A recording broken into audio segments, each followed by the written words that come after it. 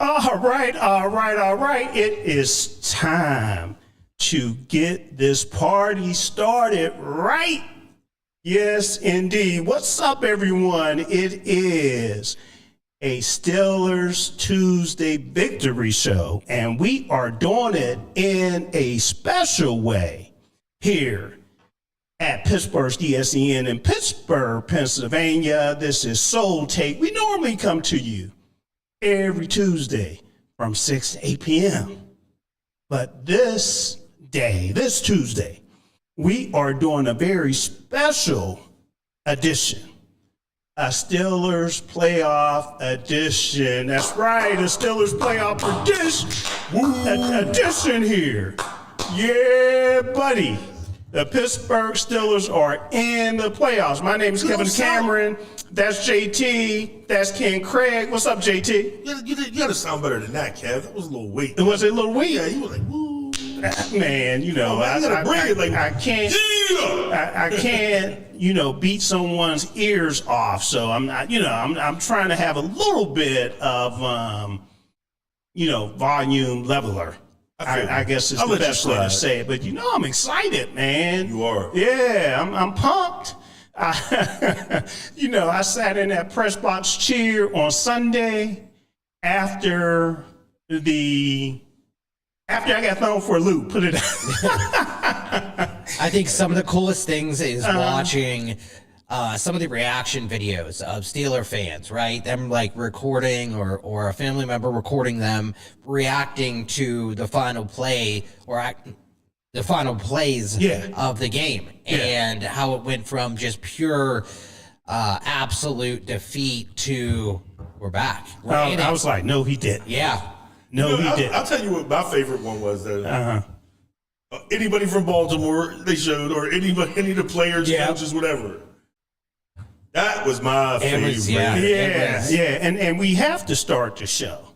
We normally start the show with things that are Pittsburgh-centric, right? But big news broke, fellas, probably about a half an hour before we came on live here, and I'm not sure if a lot of people realize what went down in the AFC North. Stefanski got fired on Monday. He's out for Cleveland.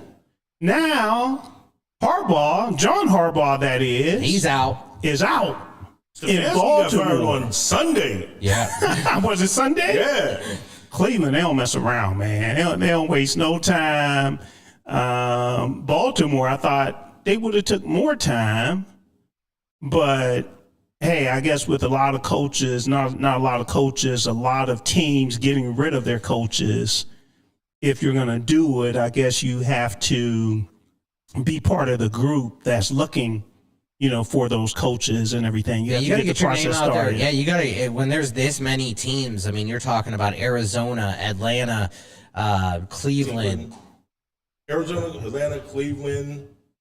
Baltimore, yep. And I'll still say, Ken, we were talking about Giants, this. Yeah. And JT, you didn't get the memo. I got a bone to pick with you, man. I did. But and I'll tell you, I can read your mind. Go ahead, read my mind. See, Kev, because you can't be an outcast, man. Come on. I know, look, but see, when you're as big as I am, yeah. Your Steelers jerseys don't fit the same. Well, you could have wore a Metcalf jersey. I know you got a Metcalf jersey. I bought my wife a Metcalf jersey. Man, all these I knew he wouldn't wear one. Yeah, there you go. That's there you go. That's not going to fit you. We're trying to be. My grandson. We're trying to be a team here. We're supposed to be wearing our Steeler gear. It's a special Steelers playoff edition.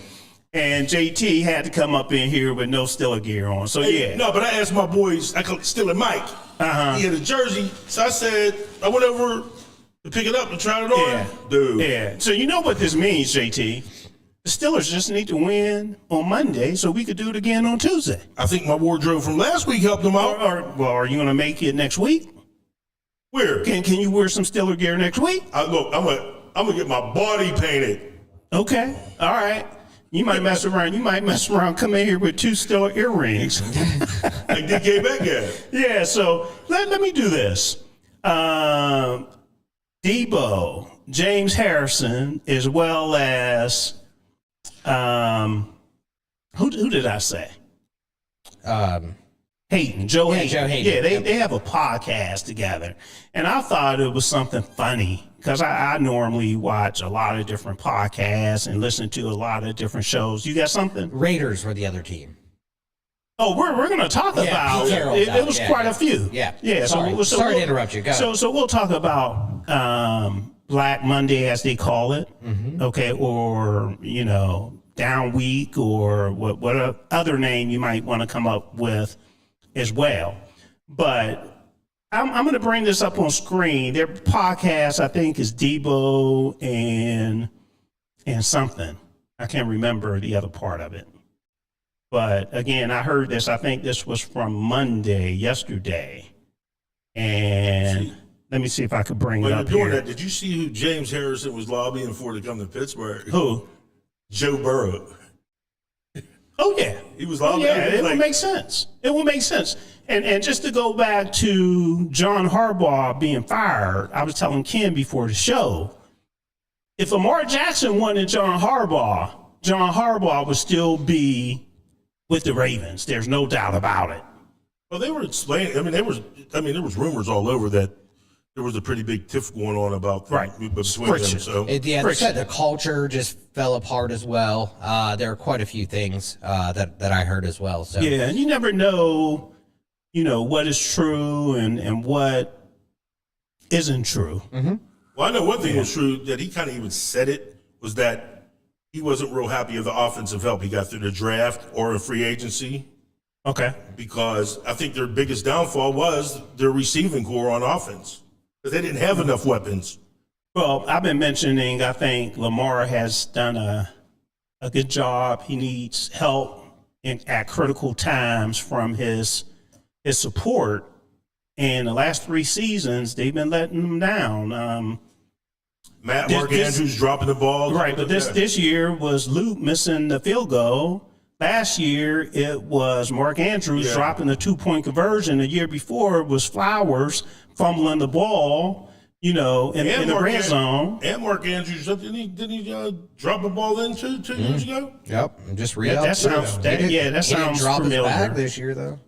What's that? I said he didn't drop his bag this year. He just right? I think they paid. Yeah, he got paid. So I think they paid the wrong tight end. To be honest with you, they should have moved on from Mark Andrews. Kept Likely. Walker seems like he's a serviceable tight end.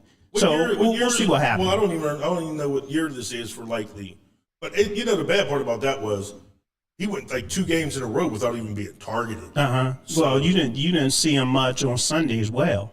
Okay, but here's James Harrison and Joe Hayden, 2 former Pittsburgh Steelers, and this is what they had to say about the field goal. I will say this.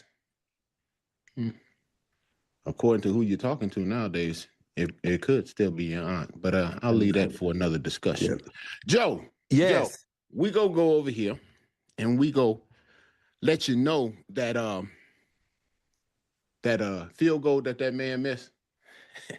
The Steelers had a priest come out that thing, bless it with some holy water during pregame, man. Look at the video, baby. Lord, my shepherd, he know what I want. He know what I want. He know what I need. No question. Yes, sir. Come on, yes, man. Sir, Joe. Hey, Joe, you want to know something, Joe? What's up, brother? Before every game, I have holy water and I got oil too. I bless my shoes and my pads and all that for protection. Got put on my armor. You know what I'm saying? You know how you use the word as your armor. You know what I'm saying? Yeah, no, for sure. Yes, I love sir. that. Yes, sir, man. That's good Look stuff. here, man. Hey, I ain't saying God play favors, but if I was a betting man, I'd have to say that God was still a fan. I'm telling you right now, boy. I'm telling you right now. He waving the towel talking about. Hey, look. You know what I'm gonna say with that too, Debo. Because it may not be when you want it, but it's gonna be there right on time. Hey. So he's Right an on on time time. guy. So this time is the Steelers' Always. time. It ain't Praise in the your Lord. time, but it's gonna be It on wasn't the Ravens' time. time. It wasn't the And Ravens' time. maybe now is the time for us to get a win. Come on, DK's coming back. Hey, we DK got that coming man back. DK coming back, Joe. Listen. Joe, we got that man DK coming. Hey, look here, man. So there you go. I love that they're still fans. One thing You for know? sure, that's the first time I think I ever seen James Harrison laugh or smile. And it's nice to see them Yeah. still fans, and I tell you what, I would love to have a setup with 2 Super Bowl trophies right behind me. That would be Right, sick. right. We need to make it happen. here, Ken. Exactly. Well, if you remember, I mean, look at the road to the playoffs now. What happened when like Vanderjack did the move? His ball went way right. Yep. And the Broncos were our second leg to the playoffs. Mm-hmm. I mean, to the championship game. So it's kind of all falling in place. Falling in place. Told you, Diva. So Vanderjack was wide right. Yeah. That's right. Yeah. I remember exactly He where I made was that standing. gesture like to the bench, like you mean for Indy? Yeah. Yeah. I think we still would have won that game. I can't remember the particulars outside of the fumble. That's when the fumble. Yeah. So how long was the field goal? It was a pretty long field goal, I thought. It was a 40-some yarder. Was it? And the thing about the kick that he missed, I went back and took a look. The one field goal that Luke did make earlier in the game was a 40-yard field goal going in that same direction, and he just knelt it.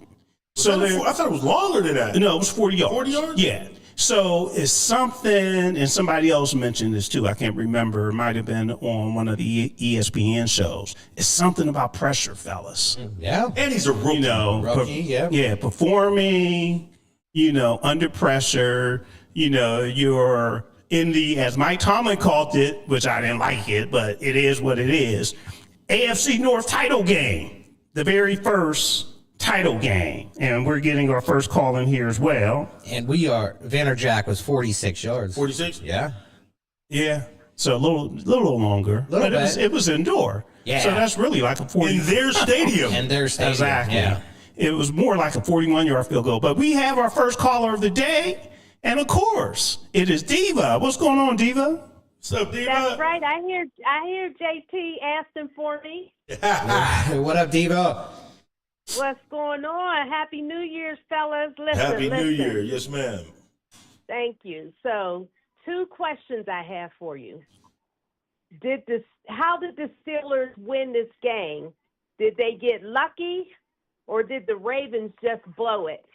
Well, I can That's be. my first I question. had a little bit of column A, a little bit of column B. Well, one thing I can say, and I've been saying it for the last number of weeks, our defense, along with a great performance by Aaron Rodgers, won this game. But our defense was solid again. Yeah. We put ourselves in that situation, and I say that like we put ourselves in that situation to almost lose the game as well, but at the same time, we held them just enough. Yes. Where they had to go in and kick a game-winning field goal with seconds left in an away stadium and not so great weather. I mean, we put them in that situation, right? And without Aaron Rodgers just absolutely going wild in the fourth quarter, without our defensive line playing lights out, without Cam Hayward playing lights. I mean, there's so many names that players that played lights out. We stood in there. We put ourselves in that situation to win the game. I wouldn't call it lucky. Okay. Of course, he should have made the field goal, but Boswell should have made the extra point. Mm-hmm. His first missed extra point in like 90 tries. Well, and I just want to say this, that they did put the update on that play that it was blocked. Was it blocked? Yes, so it wasn't missed. Because I went back to see it. I didn't see it blocked. I didn't see it either, but when they really slow it down, the trajectory of the ball changes right when his hand goes up, and then that player celebrates as well. So Interesting. So it might have been like a fingertip, might have just been just enough to throw that trajectory off just a little bit. And here's the deal. But in the official gameplay update, it is changed. And here's the deal, Diva. I believe the Steelers outplayed Baltimore, and I'm just going to go over some major stats here. Total yards, Steelers 390, Ravens 359. Passing yards, Steelers 290, Ravens 222. Rushing yards, this is one of the ones the Ravens did better. Steelers had 100. The Ravens had 137. Time of possession, which is huge. The majority of the year, the Steelers have not done too well in this area, but they had 34 minutes and 11 seconds to Baltimore's 25 minutes and 49 seconds.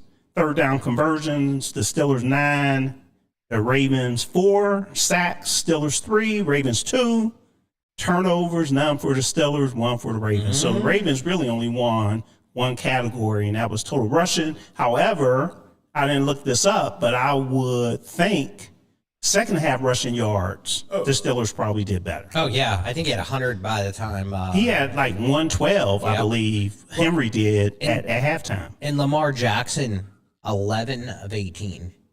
11 completions. And 3 of those were touchdowns. And 1 was an interception. I think Henry had 75 yards at halftime. Who did? Henry. No, he definitely had like 112 because I remember looking at it. It was 100 plus. All right, what else did you have, Diva? So now that we had Metcalf coming back this next game, we have a formidable team coming that we're going to be playing. What does our game plan need to be like for us to win this game? What kind of team did you say? Formidable. Oh, formidable. Okay. Well, Yeah. I can add to the answer to that because I'm going to tell you right now.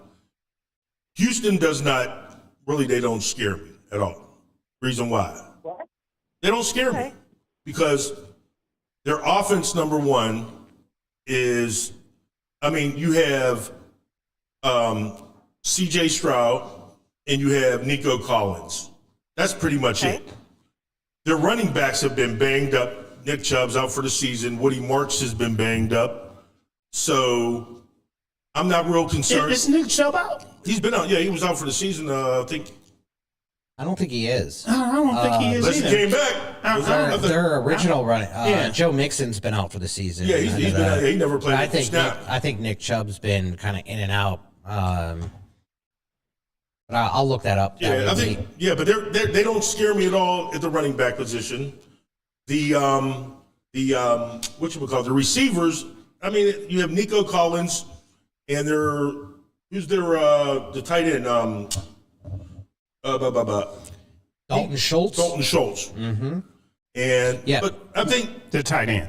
the tight end. But I think So just so you know, and just to jump in right now, Nick Chubb, he only played 8% of snaps in Week 17. Week 16 played 32%, but Week 18 played 0. Yeah. So Yeah, he's- well, he played 15 games. Yeah. So I'm looking at it now. In addition to that, I think during Mike Tomlin's press conference today, he mentioned Nick Chubb. So I think he's playing. I don't think he's on the injury report. yeah, he might be, but he's only getting 5 but you know what else too? to 10 snaps. a And game. they sat a lot of their players, I understand, the second half of the game against Indy as well. Yeah. Yeah. Yeah. But I mean, look at Indy put up points against them, but I think the Steelers, and I'll tell you what I like too with the Steelers is they had on a lot of plays they had T.J. Watt, Highsmith, and Herbig in there. And they had Herbig coming from the middle. Yes, And that kind of wow. yes. His speed coming up the middle is Yes. dangerous. Absolutely dangerous. And you're talking about 3 very good pass rushers. Now the double team becomes a little bit, non-existent. So I love the Steelers' chances. And guess what, guys? We're playing on Monday night. And not to mention, Houston does have a very good defense. I mean, they are ranked top, 1, 2 every week. They have Donnell Hunter and Will Anderson coming off the edge. They got Sheldon Rankins, right in the middle. So this is a stout defense. I mean, they have Stingley on the outside. And save a lot of that because we're going to recap. We're going to preview the Steelers versus Houston as well. All right, so caller, I'm ignoring your question. No, I know. just don't go into detail. Just don't go into detail because again, we need to follow our script here, Diva. So there's other ways that we could answer your question. I know. So, I was joking, but we're playing Okay, a very. all right. Well, let me ask this question real quick. Yeah. Since you're delaying the answer to the question I just had. Now, with Harbaugh, I said his name wrong, but with the Ravens coach being fired, does that make people nervous about Tomlin? No. Tomlin will leave when Tomlin's ready to leave. So Yeah. I'm not concerned about that at all. how do you know Harbaugh didn't leave when he was ready to leave? Well, we don't know yet. Yeah. And the other thing is, I don't think Tomlin's going to leave because I think somebody made the point last week, it was either you or Keith, that you think he's going anywhere with the draft being here in Pittsburgh this year? We got all those picks. Exactly. That's what I said. Yeah. That's what I said. Now, what I would be more concerned about is if Baltimore brings in a new coach and that coach just runs all over the Pittsburgh Steelers, or starts to go put 3, 4, 5, 6 wins together. We ain't got to worry about that for a whole. Yep. So that would be my concern, but the two are not related. All right. What else did you have, Diva? That's it. All right. All right, guys. As always, Appreciate the thank call. you. Yes, ma'am. Thank you. Thank you. All right. Bye-bye. Goodbye. All right, so I want to make sure everyone knows the phone number to call for the people that are on YouTube. The number is on your screen. For the people that are on the radio side, what's the number, JT? 412-213-8995 is the call-in number. And if you want to text in and join us, it's 412-218-3888. And like I always try to remind people, don't call in on the text line. There you go. There you go. And what I want to do, I want to get back to our questions of the day. If you're new to Soul Tape, we normally have a question of the day every show, and we've been getting away from it a little bit. So I want us to get back to it, and I do have a question. I'm not sure if you two saw it out there on YouTube. Every last one of them. All right. And the question of the day is, which Steeler needs a playoff win the most? So here are the choices, everyone. TJ Watt, Aaron Rodgers, Mike Tomlin, or DK Metcalf. And I need to take a look on YouTube because I just put it out there a few hours ago. So I'm not sure how many responses we received so far, but I'll check it out. What do you two think? I mean, if I had to pick one, I say all of them deserve one. But if I had to pick one of them, I'd say Mike Tomlin. Okay. Yeah, this is a tough one. Make sure you vote out there too, please. Yeah, this is a tough one because I feel like all three are for a different reason, right? Like Cam Hayward, I think because you kind of want to win one for dad, right? Like that situation. TJ Watt for his legacy, because everyone's gonna come down on it. He's never won a playoff game, but you don't want to see someone of that skill level get wasted like we see over in Cleveland. And then Like Archie Manning. Never been on the playoff field. yeah, and then Coach Tomlin. So I think Tomlin needs this the most, so I'm gonna go with Tomlin as well. Yeah, I say Tomlin as well. And I'm just looking at the results. And again, I just put it out there, everyone. So only 7 votes so far. So very small sample size. And right now, Mike Tomlin is leading. Well, no, TJ Watt is leading at 43%. Tomlin, 29%. He deserves a playoff win. And then Rodgers and Metcalf at 14%. And the reason I threw Metcalf out there is because, of course, of the 2-game suspension. He let his team down. So if he has a big game and the Steelers win, that will go over huge. That will just go over so huge. Fun fact, and I just wanted to bring this up because I saw Aaron Rodgers' name. There's never been a quarterback in the NFL history that has won a Super Bowl and then gone back and won a Super Bowl with the team he beat Wow.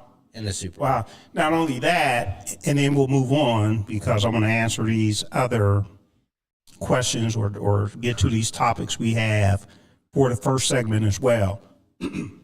Excuse me. If you're a conspiracy theorist, because, a lot of people said this last game was so unbelievable, it had to be fixed, right? So if you believe in conspiracies, there's another team that will be a huge matchup from an NFL standpoint over in the NFC, Green Bay. Could you imagine the Pittsburgh Steelers playing against Green Bay? And that goes to what you were saying too, Ken. It would be reversed. It would be reversed. Now, how odd would that be? Aaron Rodgers beat the Steelers in 2010, I think it was, in the Super Bowl. Now, come back 15 years later, 16 years later, 2026, and beat the team. Beat the Packers. Yeah, beat the team that he spent most of his career with and drafting him, and he'll be going into the Hall of Fame. He'll probably be part of their Hall of Honor and all that kind of stuff. So keep that in mind. Keep that in mind. It would be crazy, and everybody here who is commenting on YouTube, because we had a couple comments here that Tomlin needs this win more than anybody. Okay, make sure you vote. It's good to put it in the chat, and we love it. But make sure you go out there on YouTube and vote as well. I would like to see that number go up during the show. Tell them where to go to vote. YouTube. I mean, where at? On YouTube? Yeah, go to the post. Under post. Go to That's the what I'm post saying. on It's YouTube. because JT's trying to find it right now. All right, so let's get through these three items real quick before we take our break. Steelers won AFC North. The key reasons why the Steelers won 26-24. Well, what are some of the reasons? Offensive line. Yes. Yeah, Aaron Rodgers. definitely. Defensive line coming together in the second half. Yep. I think those are the three. Defensive line, offensive line, and Aaron Rodgers. Okay. The only other one that I want to throw in there is our running game, but I'm going to put that in the offensive line bucket because I'll tell you what, though, you got to give the receivers and tight ends some did. credit, too. Yes. Because they got open. They did. Freiermuth? Someone needs to feed Freiermuth more. I almost got angry during that game. I'm like, where's Freiermuth? He needs the ball. He needs the ball. And then by the end of the game, you're like, yeah, he's one of the top players. Now, let me give you another reason. One of the reasons the Steelers won. Okay. Number one, the Steelers were able to score 26 points. And the reason, of course, you need to score, you need points to win. But I'm saying that because without DK Metcalf the previous week, the Steelers couldn't score a touchdown. Right. The Steelers actually went 6 quarters without scoring a touchdown. So all 4 quarters in the Cleveland game, 2 quarters in the Ravens game, okay, and caught fire. I actually thought the Steelers caught fire 2 minutes and less left in the first half. And I thought that Aaron Rodgers scramble to get the first down, even though the Steelers came away with no points because they turned the ball over on downs. But I think that sparked that particular offense. And going back to the coin flip, it's rare that we see Tomlin defer. No. Hold on. Okay. Against the Ravens because he wants to keep. You want to keep, Derrick Henry off the field as much as possible, and Lamar Jackson, right? Those kind of situations, you want to get up early. You want to keep them off the field. You want to keep them throwing the ball. So I was thinking, I expected him to take the ball early. However, we're not very good at scoring in the first quarter. We all know that. But I was glad that we deferred it, even from the beginning, and then come to the end of the first half. I was like, thank gosh, we deferred this. You You know, guys are also missing something too to that question. You could probably comment on this. yeah. Kyle Hamilton getting hurt. Yeah, that was huge. That was huge. I mean, I don't like to see nobody get hurt, but I agree. But I agree. towards the end of the game, that's why we were able to throw the way we were able to throw. Absolutely. But, deferring the ball and getting, when we, like Kevin, back to your point, we started to get that momentum at the end of the first half. And then we came out, and even though we didn't get points on the board, and we'll talk about that fourth down play here in a little bit, but the fact that we were able to come back and immediately get the ball and be able to go down the field again. oh man, Well, I think that's what Tomlin values more. Okay, they normally defer. I haven't noticed it specifically against the Ravens, but if Tomlin had his way, he wants the other team to have the ball because he wants to bookend scores. he wants to set the tone on defense. Preferably, he wants to bookend TDs at the end of the half and then coming into the second half. Another reason I think the Steelers, one of the reasons they won, and this person wasn't available, he didn't play against the Browns, right? I just lost my train of thought. What's his name? 19. Calvin Austin. Mm-hmm. Okay. And I had a chance to, and hopefully I'll be able to bring up the interview as well. I had a chance to interview him one-on-one after the game, and that route that he ran was just outstanding. And that's all speed. Yeah. Yeah. Well, he sold the route. Yeah, he did. And then once the defensive back, what's his name? Azuwu?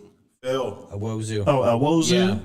They said he fell, but he got juked. But there's a big difference. The only reason he slid was because he had to jump because it was a hitch route, right? And as soon as CA3 kind of took that or planted his foot, you see the cornerback kind of jump forward, and that's when he slipped.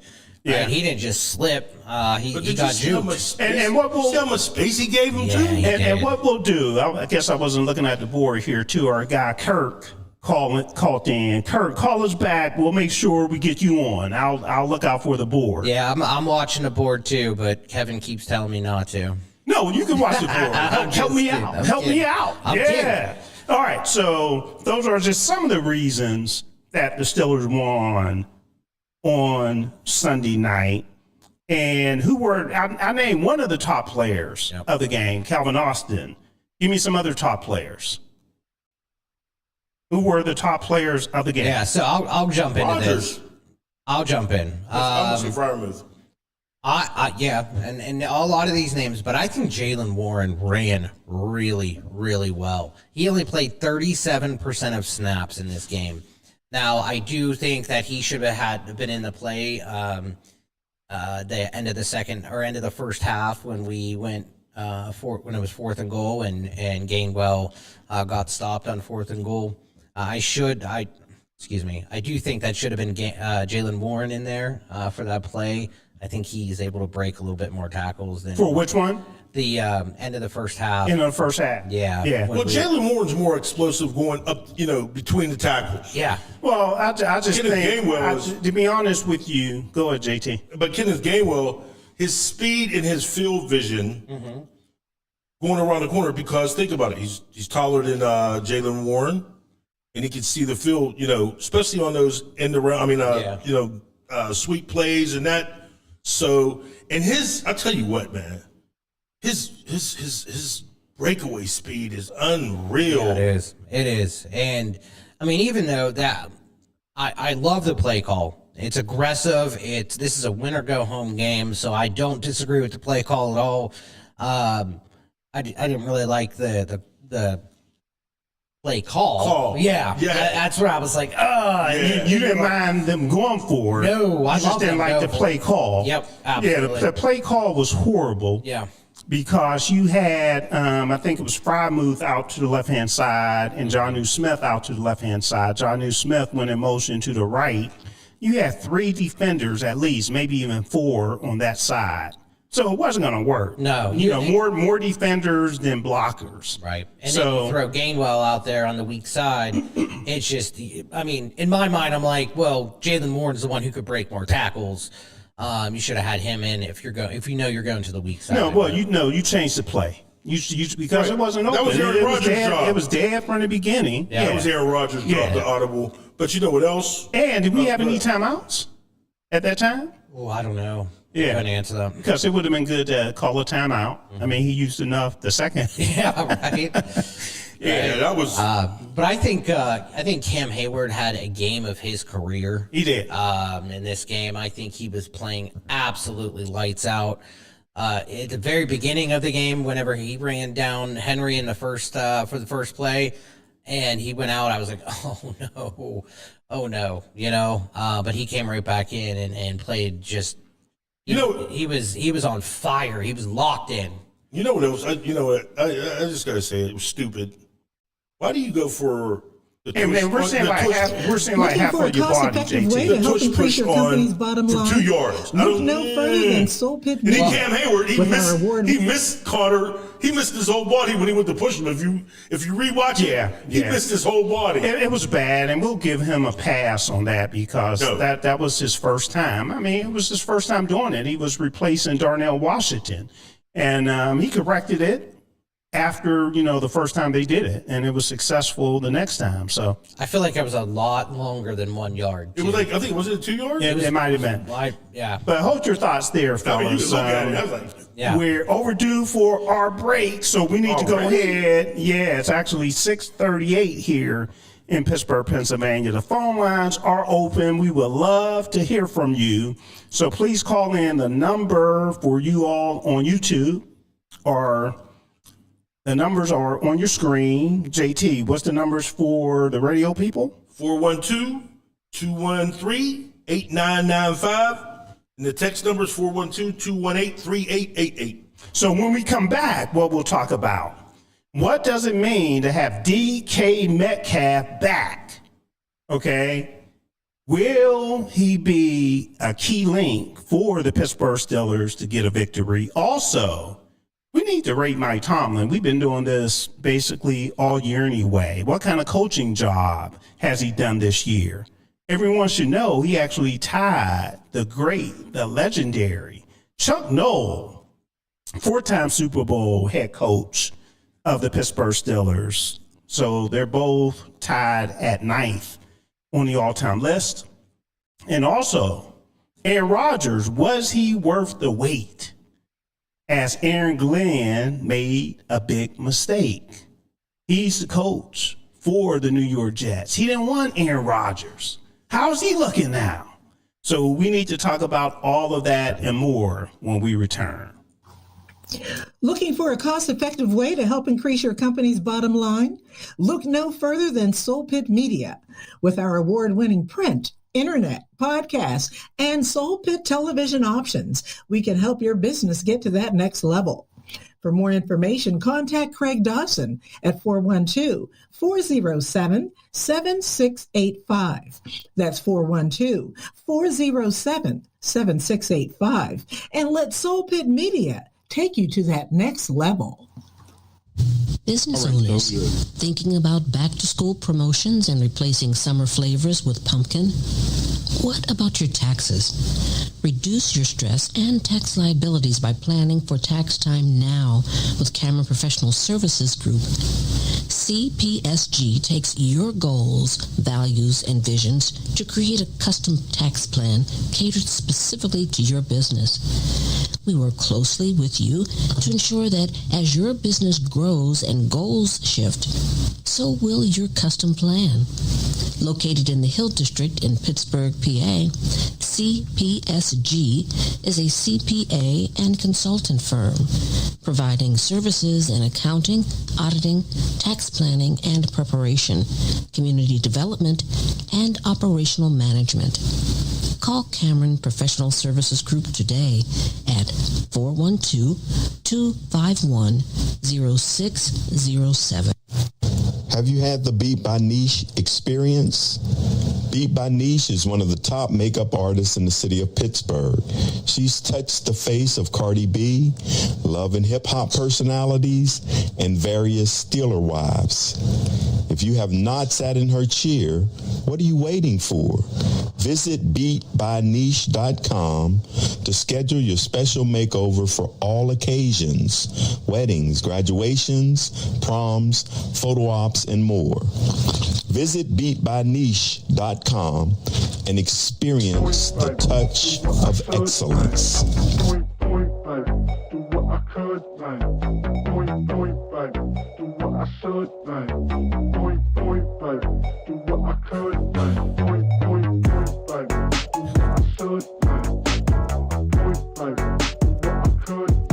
All right. Yeah, this is the type of party we like to have up in here. Yeah, we're riding on this Pittsburgh Steelers 26-24 victory over the Baltimore Ravens. Not only did they go out and take that chip, that AFC North title, but they got their coach fired too. I love that feeling. Yeah. So now JT mentioned Monday night. The Steelers are really good on Monday night. Under Mike Tomlin, 12-0. At home, 22-3 all time on Monday night. But keep in mind, Houston is coming in 9-game winning streak, as well as those stats I gave you. They're for the regular season. They're not for the playoffs. But guess what? I don't remember watching the playoff game on Monday night. I do. Yeah, that's something they've started not too long ago. Yeah, it's good to know. Yeah. I don't remember ever watching, especially the Steelers. I'll say that. I don't ever remember watching the Steelers on a Monday night. I'm not sure if the Steelers playoffs, did yeah. it. No, I don't even remember watching playoffs on a Monday night. Yeah. I really don't. I I do. The first Saturday of the playoffs and the first Sunday. Yeah. Yeah. Do you think we'll wear the color rush? Good question. Good question, Ken. That would be cool. Yeah, it would be cool. That would be cool. It would be cool. I think we're destined if we wear color rush. Yeah. What's that, Yeah. all gold? Oh, the all black with the gold? Or You the know, yellow to up be the side? honest with Oh, you, okay. Yeah. I don't care if we wear, as long as we win, they can wear the throwback. You know what I'm saying? Mm-hmm. So, yeah. All right, so where are we? Let me make a few different announcements before we move forward to some things people need to know. We do have a ESPN Pigskin NFL Playoff Bracket Challenge, and we'll go over that a little later today, too. So you fill out your bracket, and you predict the winners of every playoff game, as well as the Super Bowl winner. And it's out there on the website, everyone. So please go to pghdsen.com, scroll about close to halfway down the page, and you'll see the information. You'll see the link where you can join the group to compete. Now, our winner for the regular season is Mr. I should say, not Miss. I was about to talk about his wife because he came in second place, Tracy McCormick. The first place winner is Ralph McCormick, okay? And I'm going to try to get Ralph into here. You know, we have... Great job, Ralph. We have Yes, we have a nice package for our regular season winner. So as I say that, let's see if he could double up, right? Or will we have a new winner? So we'll see. Again, everyone, please join us. The information is out there on the website. Also on the website, the Pittsburgh's DSEN cruise. Yes, everyone, we are having a cruise. Our first cruise has been put in place by our Travel Fun and Tips show talent. My wife, Francine Cameron, Nichelle Downing, and Rita Gregory. So they wanted to have a cruise. It's November 7th through the 14th. They've been working hard, putting it together. Please join us. Let's have some fun out on the sea. JT, are you coming? Yes. You like to travel. You go every place else. You can. Yeah. Yeah. We're gonna see. You have time. Yeah, you have absolutely. time. November 7th through to the 14th, everyone. And all that information is on the website as well. Okay. I know you might be getting your playoff money together to go to these playoff games and everything, but I'm talking in November. You still have time to pull it all together. Were you going to say something else, JT? Also tomorrow, everyone should set their schedule. An excellent new show that we have, Cocoa with Jesus. Okay, Cocoa with Jesus provides inspirational faith information, everything that you might want from a religious standpoint. So check out the show. I think if you believe in the Lord, I think you'll enjoy the show. After Sunday night, if you didn't believe in it, you do now. Yeah, you're right. You're absolutely right. Now back to our show. What does it mean to have DK Metcalf back? Number four for the Pittsburgh Steelers. I started to say 14. That's Gainwell, but 14 was his old number. Well, with this team, the one thing is we don't need Aaron Rodgers trying to force the ball to DK Metcalf. Take what the defense gives you and extend drives. Stop, you know what I mean? I know the splash plays are great, but those usually come once you get once you're moving the ball. Yeah, that's a good point because he's going to be manned up with one of the top cornerbacks in the NFL. So let it come to you. That's a really good point. All right. Anything else on that, Ken? I think it's huge. Well, I think it's huge just for defensive movement, taking players away, double teams.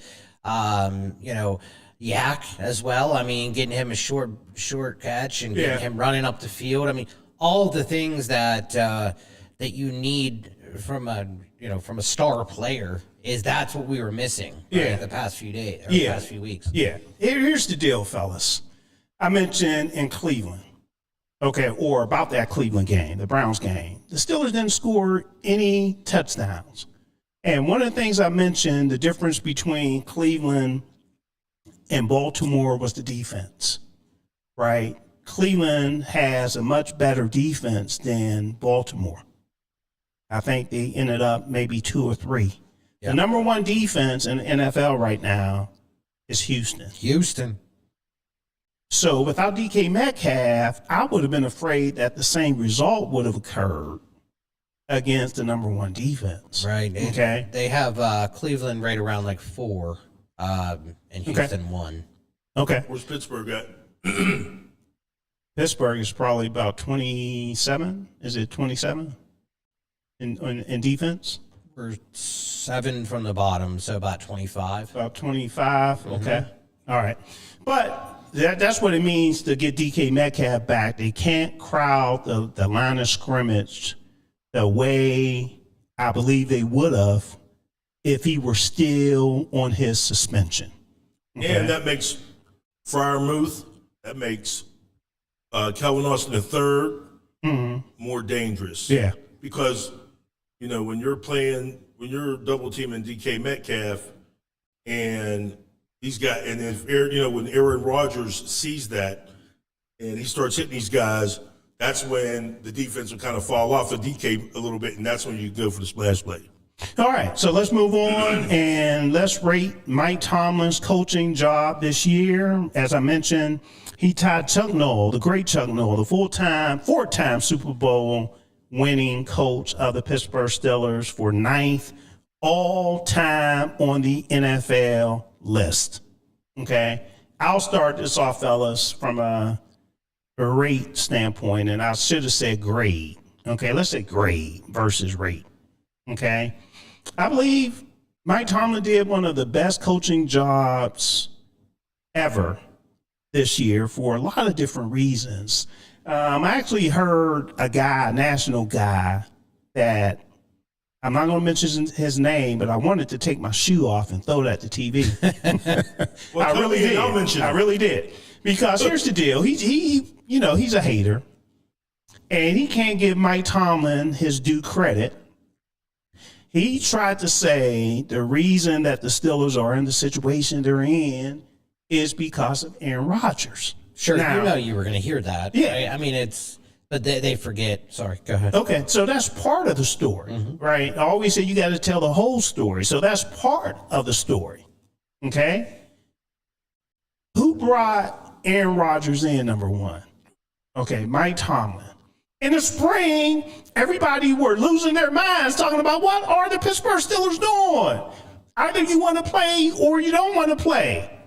You know, you're the Pittsburgh Steelers. What are you doing having him hold you hostage? The Steelers, and I said it at that time too, chill. We're good.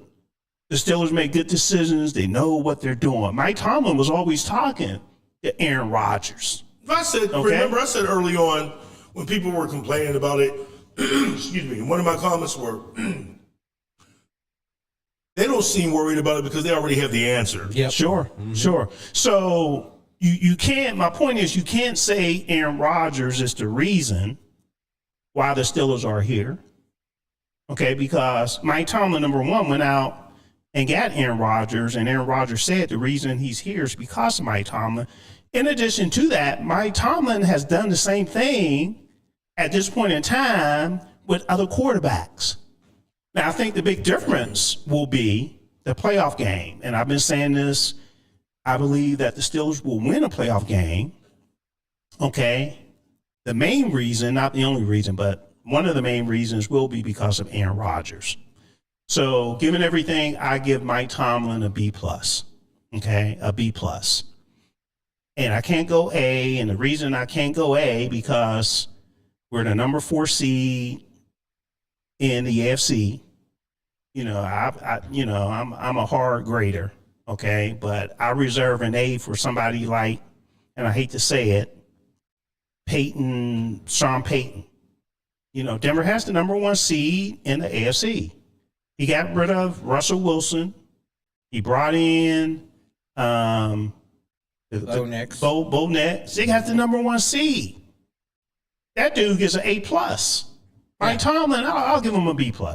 Yeah, and I'm not hating on your grade by any means. I do think that we had the road to be a much higher seed. Sure. Right? We had the road to be up and wrap up some of these games that we lost. I mean, when you look back now, you're like, okay, like most of the which might help us going up, because that's one of the questions I have for Cam Hayward, but go ahead. Yeah, some of the games you look back at and you're like, we should have won that. And then you look back now and you're like, they're all playoff seeds or playoff teams other than the divisional games that we lost, right? So, you know, I think midway through the season I was a little bit down. I felt like we were underperforming. And I felt like we could have been playing better. But now looking back, okay, we won our division. That's a goal that we hit. You know, I feel like our defense is, you know, not as strong as it should be. I feel like we brought in a lot of new players. We built the team differently than we're used to. I feel like there's a lot of new personalities, yet it's still the same end result, right? We're still winning. We're still, we're getting to the playoffs. So, you know, in terms of from a captain seat is where I see Tomlin, right? From keeping the ship going. Okay. And keeping everyone, like, I feel like he's done a dang good job. Okay. I do. I feel and you're great? I'm going to go solid B. Solid B. Yeah. Okay. Okay. That's in the neighborhood. Yeah. That's in the neighborhood. Well, I can agree with Ken on a solid B, because I think there's a lot of times during this season where Mike Tomlin, as the head coach, should have stepped in and changed some things that Arthur Smith was doing. Number one. Number two, I like the way that, and I'm sure it came from the top. Is that a call? Yeah, we have a call. But go ahead. But the one thing I love that Aaron Rodgers did this year with Mike Tomlin lobbying for this guy, is I think the biggest thing is the way that Aaron Rodgers implemented Darnell Washington into this offense. Okay. Because last year, think about it. They were talking about, well, he's one to get rid of, before the season started. Get rid of who? Darnell Washington. A lot of the media out there. Okay. A lot of the I didn't hear that. analysts. Oh, yeah. Because what was he last year? Decoy, and he just blocked. He had a number of receptions here and there, but with the way that Tomlin implemented Darnell Washington into this offense, to me, would put me, like I said, B plus in between her. But Okay. I think that was huge. Okay, cool. All right. And going out and getting Gainwell. Yeah. A lot of big pickups. What's going on, Kurt? Yeah, it's coming off a big win. Oh, for sure. Hey, Kurt. I know it wasn't a playoff game, but it sort of felt like it. Mm-hmm. Yeah. I just want to make 3 points. The game, the win over Baltimore, John Harbaugh getting fired, and then obviously the Monday Night Football game against the Texans at home at Acrisure. I'm tired of hearing people saying we got lucky this or that because of some rookie missing, the field goal. Look, Boswell don't miss, and unfortunately he missed that extra point. That's right. I don't know the last time he did that. I don't have that stat line on me. Oh, 2021. There you go. So I don't want to hear it's about luck. It's every play counts. Every play matters. What matters, he lost the game with his foot, missed it wide. Perfect. We're in the postseason. This Harbaugh firing, it caught me off guard, to be honest. And I think it's a big deal heading into next season. I know we're not there yet, and I don't like to look ahead because we're not even past Monday Night Football yet. But I think this is a big deal. I think it's going to matter next year. I think it puts the Steelers in a better position heading into next year if Harbaugh is still with the team, and that's what I'll say about that. And then finally, with this playoff game coming up again with the Texans coming here, I like our chances. I don't know why. They smashed us the last time we played, even when they had backup offensive linemen. I think they're coming in this game banged up again. But this defense is scary. They force turnovers. There's something I like about Aaron Rodgers behind center. If they can just hold up in pass protection and keep him upright, he has DK Metcalf coming back. So I think this game works in our favor. And I think we win our first postseason game in almost a decade, fellas. Hey, Kurt, I feel real good about it. I do.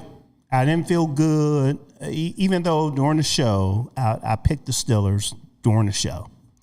Okay, but I was changing my mind throughout all week. I mean, what the Steelers did against the Ravens was just amazing. The Ravens had all the momentum. Okay, the Steelers were trying to overcome being down from blowing a great opportunity to wrap it up a week before, get rest and all that kind of stuff. So I thought it was a mental challenge as well to overcome and to go out and beat the Ravens. And they were able to do it. But this game here, we're going to break it down later. But I'll say this. They don't have the running game that we just faced with the Ravens, as well as C.J. Stroud is not having a good year, okay? I think, if I could remember, he has like 19 TDs and 8 interceptions. All right, that's not good. And anytime this Steelers defense really don't have to be too concerned about the run, I think it puts the defense in a advantage situation. So I feel real good about now. That defense for Houston, they're outstanding, as you said, Kurt. But with DK Metcalf coming back, I think there'll be some opportunities. Yeah, I agree with what you said there. And if I could just throw this out there, I normally don't like to throw it out there too early, but I think I got a score coming in. Okay. Steelers. All right. I'm going to say 27. I'm going to go 27-21. 27-21 for Kurt. Okay. I'll take that. And did you hear what we were saying earlier about the question of the day as well, Kurt? I did not catch that, no. Okay, here's the question of the day. And it's out there on YouTube. It's a YouTube post. It's a survey. So please take the survey for us, Kurt. So I just put it out there today. And the question is, which Steeler needs a playoff win the most? And the choices are T.J. Watt, Aaron Rodgers, Mike Tomlin, or DK Metcalf? But you could tell us your answer on the air before you vote. Oh, I'm definitely going Aaron Rodgers. You're definitely going Aaron Rodgers. Ooh, okay. Interesting. Yeah. Interesting. All right. And the reason? Because I think if he can beat the Houston Texans, all right, and just for some crazy reason, if you look at the wild card, it's some stacked teams. We got really good wild card teams. The Steelers can maneuver home games here, maybe the next 2 games, and maybe even the next 3 games on how these play out. So the AFC, it crumbled in such a way that you have these really good wild card teams playing against these unknown young AFC teams. Like you get Drake May, who had the Patriots had the easiest schedule. Okay, everybody forgets they had the easiest schedule come the end of this season. When they look at the win percentage, these guys played bad teams, and nonetheless they're there. But Bo Nix, Denver, I know they got a great defense, but if the Steelers, if it can work in our favor, okay, we can get some home games here.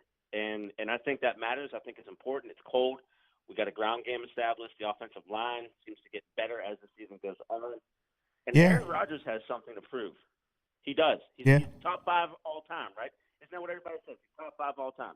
Wouldn't the irony be that the last coach he beat for a Super Bowl is the last coach he goes to the Super Bowl with? Yeah, and Ken is smiling. Ken is smiling because he mentioned that earlier. Yeah. I agree with you. I think it's kind of a way for him to kind of redeem himself as well, especially after the bad trip to New York. I feel like, there's a chip on his shoulder, and I like it. We need it.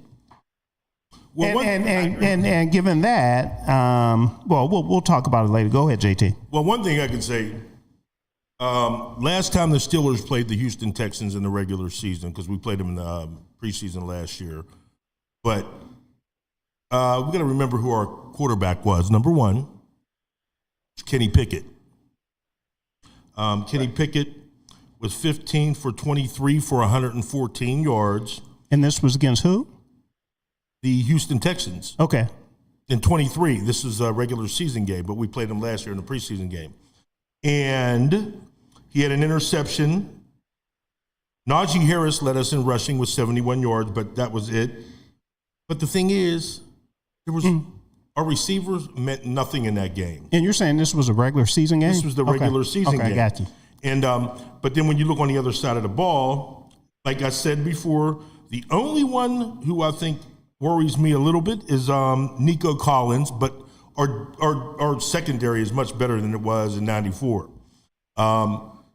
Which we call 94. I mean, I'm sorry, 2023. I mean, yes, but the thing is, okay, if you can't move the ball against anybody, which Kenny Pickett really did not do at all, then you're not going to be successful. And Nico Collins, C.J. Stroud ate us up for 300 and some yards as opposed to Kenny Pickett's 100 yards. Mm-hmm. And Nico Collins killed us. He had 2 touchdowns, and that was game. I mean, we really didn't even do anything to even be in the game. I'm going to step out. I'm going to step out on a limb, fellas. Here's the deal. Here's my player of the game. Better be a strong limb. Here's my player of the game coming up. TJ Watt. I think he's going to wreck the game. I hope so. We need him to. I do. I think he's going to wreck the game. Anything else for us, Kurt? Realistic. Yeah. I think that's very realistic, and I think it's due. He had some rest. Not to say that it wasn't deserved rest. I mean, I don't know anybody anywhere that I know of that would come back from a punctured lung to play football or to do whatever. So that this guy came back. He's here. He's playing. I think that's a realistic point. I throw my hat to that. Definitely. All right. Last thing, Kurt. My last thing, Kurt. Before we let you go, my wife wanted me to mention this to you because she does the travel show. I'm not sure if you heard me mention that we're having a cruise November 7th to the 14th. So she said she would like to see you there. Oh wow. Okay. Yeah. Well, if I can make it, I'll make it. But I don't make any promises. Hey, I understand, Kurt. Appreciate your call. Thank you, Kurt. All right. Talk to you later. Guys. Okay. All right. Bye. All right. Great. How's everything on YouTube? The chat. Yeah, it's moving. It's chatting up. Is it chatting up? If there's anything out there that we need to address, please let me know. So we'll go right into our next topic that we had listed here. And we'll take a break after that, even though we're running a little late on the break. Everyone should know this is a special Steelers playoff edition of Soul Take today. We are going from 6 p.m. to 9 p.m. because we want to make sure we have enough time to enjoy this victory. Well, fellas, when I was in the locker room on Sunday, I should have got us some hats.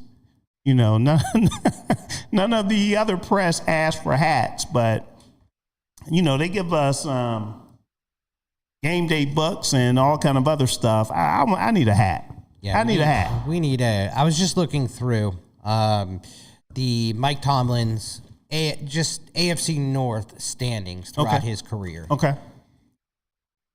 Throughout his tenure as a head coach, he's only finished third place 4 times. The rest of the time, it's been either first or second place. Yeah. It's extremely impressive. Extremely impressive, especially within the AFC North. And it goes to show you, you don't have to have the best record. You got to just win your division. Mm-hmm. And the thing about it as well, and Ken, I'm not sure if it's there or not, but the last time I looked it up, throughout Mike Tomlin's career, 19 years, right? Might have been 1 year where he finished 500 within the division. 1 or 2 at most. All the other years he had winning records. I think that was just a few years ago, if I'm not mistaken. I'm not sure. But even this year, if someone would have said the Steelers will win the AFC North by 2 games and sweep the Ravens, they would have said you're crazy. They would have said you're crazy. And that's exactly what the Steelers did. Because everybody had that nasty taste in their mouth from last year, Derrick Henry going berserk. Yeah. And then the week before that, he went berserk against Green Bay. So I just think he ran. I wouldn't just. Yeah. I think he really ran him out for real. So, yeah, the Steelers got it done. AFC North champs. We'll see what they do in the playoffs. But before we take a break, let's talk about Aaron Rodgers. We talked about him a little bit already. Was he worth the wait? And I mentioned Aaron Glenn made a big mistake. Okay, Aaron Glenn, the New York Jets coach, let Aaron Rodgers out the door. I know that he was on the hot seat. That's Aaron Jones or Aaron Glenn. But I thought I saw a report that said that he's safe, if I'm not mistaken. I did see that as well. Yeah. I saw that him and the GM are both safe. Yeah, Woody said that he, Aaron Glenn he will not lose his job. Uh-huh. But I just think, and this is something for us to talk about later, but I'm just put this in my. I don't understand how in the world Atlanta fired Raheem Morris. I don't understand it. Yeah. After only 2 seasons. Right. I agree. Now, I mentioned Aaron Glenn. Okay. But somebody else I should mention is the Minnesota's coach as well. Kevin O'Connor. Is it O'Connor? Connell. Mm-hmm. Yeah. Okay. But I think I mean, look at the season they had. They didn't want. To be honest with you, I'm the biggest Steeler fan you can find. I think if Aaron had a choice at that time, okay, I think he would have went to Minnesota. I truly do. So to answer the question we have on the show here, Kev, I think he was worth the wait. But just like Aaron Glenn slapping himself, Kevin slapping himself for letting Sam Darnold go. Because he had chemistry on that team. Yeah, but so they made, and that's what made the Steelers different than a lot of other organizations. The Steelers make their mistakes, don't get me wrong. But as compared to the other franchises, they probably have an 80% success rate. And I'm being conservative when I say 80%. But the craziest stat I heard, and this just blew my mind. The Las Vegas Raiders they've had 6 head coaches since 2021. Yeah, that's wild. Yeah, I can believe that. That's insane. Yeah, it is. It is. All right, and we'll talk about the NFL coaches being fired and other personnel. Go ahead. And I know you brought up, Aaron leaving the Jets, but let's keep in mind who left us to go to the Jets. Yeah, that's a good point. Justin Fields. Good point. Right? And I was saying I'd rather have Russell Wilson than Justin Fields. Aaron Rodgers. Yeah. Than Aaron Rodgers. And Justin Fields this year, his stats, 7 touchdowns, 1,259 yards with 1 interception, a 38.3 QBR. Yeah. Yeah. And how many games? It's all about being in the right place. And I thought Justin Fields should have stayed and learned under Aaron Rodgers. I thought Kenny Pickett should have stayed. No, I'm saying from his standpoint. JT, from a Kenny Pickett standpoint, he would have been better off when the Steelers brought in Justin Fields and he was no longer welcomed here, Kev. No, he should have stayed and competed. That's what I'm saying. Yeah, but that's before he made all the noise, JT. Yeah, he should have shut his mouth and said, "I welcome the competition. I learned from Russell Wilson." And he let that first pick status go to his head. I think what happened, I think there was a lot of truth to when the Steelers were making a run with Mason Rudolph at the time when he didn't get his job back. I think that's probably what started everything. But we're going to go ahead and take our second break of the day. When we come back, what we'll dive into on this special Steelers playoff edition of Soul Tape, because we're going until 9 o'clock, we are going to dive into some firing that occurred in the NFL. They call it Black Monday or Black Friday, bad NFL week, whatever you want to call it. We talked about some of the coaches that were let go already. We'll talk about some of the GMs. I know there are some offensive coordinators that were let go. I know that there were at least one defense coordinator, maybe more, that was let go as well. And then we'll get into the college football playoff quarterly, or I should say quarter final recap, as well as the semi-final preview as well. So we'll talk about all of that and more when we return. Pittsburgh, it's an old school party. Yes, each Saturday we throw it back with some of the best old school music, funk, R&B, old school, rap, hip hop, and all the jams that make you move and dance. Yes, check it out. Each Saturday right here on Pittsburgh's DSEN. All the old school jams, 6 to 11 p.m. Pittsburgh, have you seen our Sunday radio schedule? Ooh, it is lit. Start the day off with our Sunday gospel music from 7 a.m. to 3 p.m. It will inspire you and have you praising the Lord. Then from 3 to 8 p.m., we bring you Sunday jazz melody for all the jazz lovers. Then cap off the night with the Quiet Storm from 8 to 11 p.m. to hear the best smooth, romantic, and soulful R&B sounds of yesterday and today. All that each Sunday on Pittsburgh's DSEN, the place for soul.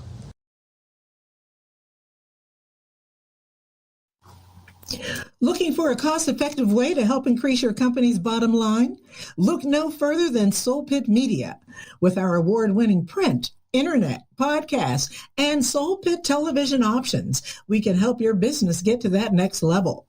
For more information, contact Craig Dawson at 412-407-7685. That's 412-407-7685. And let Soul Pit Media take you to that next level. Business owners thinking about back-to-school promotions and replacing summer flavors with pumpkin? What about your taxes? Reduce your stress and tax liabilities by planning for tax time now with Cameron Professional Services Group.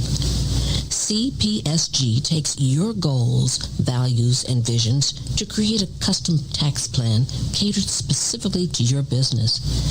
We work closely with you to ensure that as your business grows and goals shift, so will your custom plan.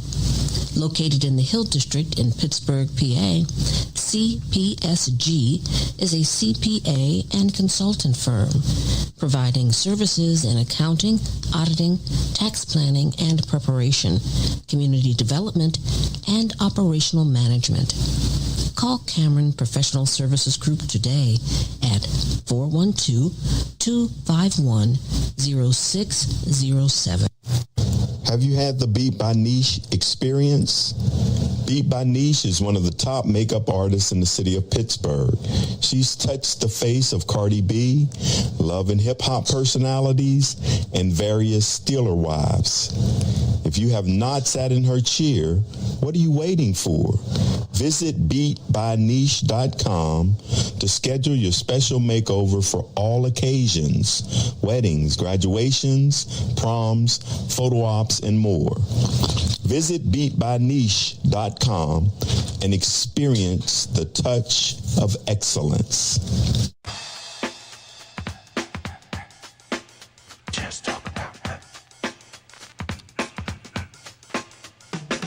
It's been a long time. I shouldn't have left you without a strong rhyme to step to. Think of how many week shows you slept through.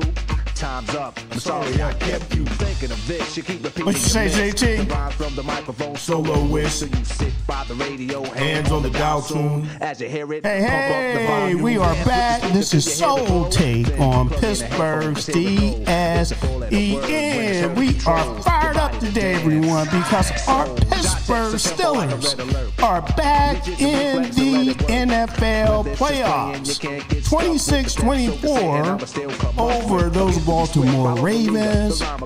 Took the chip, the AFC North title. Get their coach fired, and we move on. We move on. Here comes Houston with that tough defense they have.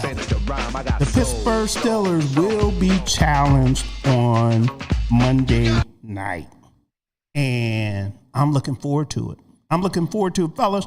Let me make a few other announcements before we move on. There's a great show that everyone should check out tomorrow, Cocoa with Jesus. That's from 7 to 8 p.m. Check it out. It is very inspirational. And I'd like to say, hey, if you love Jesus, hey, that's the show for you. Also, our Pittsburgh's DSEN cruise, I mentioned it a number of times already tonight, November 7th through the 14th. Come hang out with us. You will love the cruise. I'm looking forward to it. And also have a little bit of fun even before then. Join us for our ESPN Pigskin NFL Playoff Bracket Challenge, where you have to pick the playoff winners as well as the winners of the Super Bowl. Okay? Can you compete? Can you have fun? Okay, that's what we're all about. So please join us. The information, all this information is out there on our website, pghdsen.com. It's nothing like kicking JT's butt, but you got to play to do it.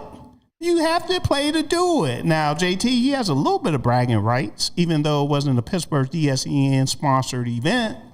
You did win one of the franchise leagues, or not franchise, fantasy leagues, right? Yes, sir. Okay, but that wasn't Pittsburgh's DSEN, Craig. So, Ken, so that I wasn't invited. I don't know what's happening. See, that's what I'm saying. See, JT knows not to invite me. Yeah.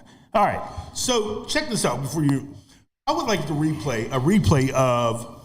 I'm gonna take you back a little bit. Okay. October 20th, 2014. Do you remember what happened on that Memorial Day? Night, rather. I take that back, night. No, not in October. Not Memorial Day in October. That's when the Pittsburgh Steelers. Hold on, time out. Didn't he say Memorial Day? Yeah, no, Memorial. No, it was a Memorial Day, like a Memorial Day. Oh, God. Like so not Memorial Day. No, you're throwing me off. Yeah. All right.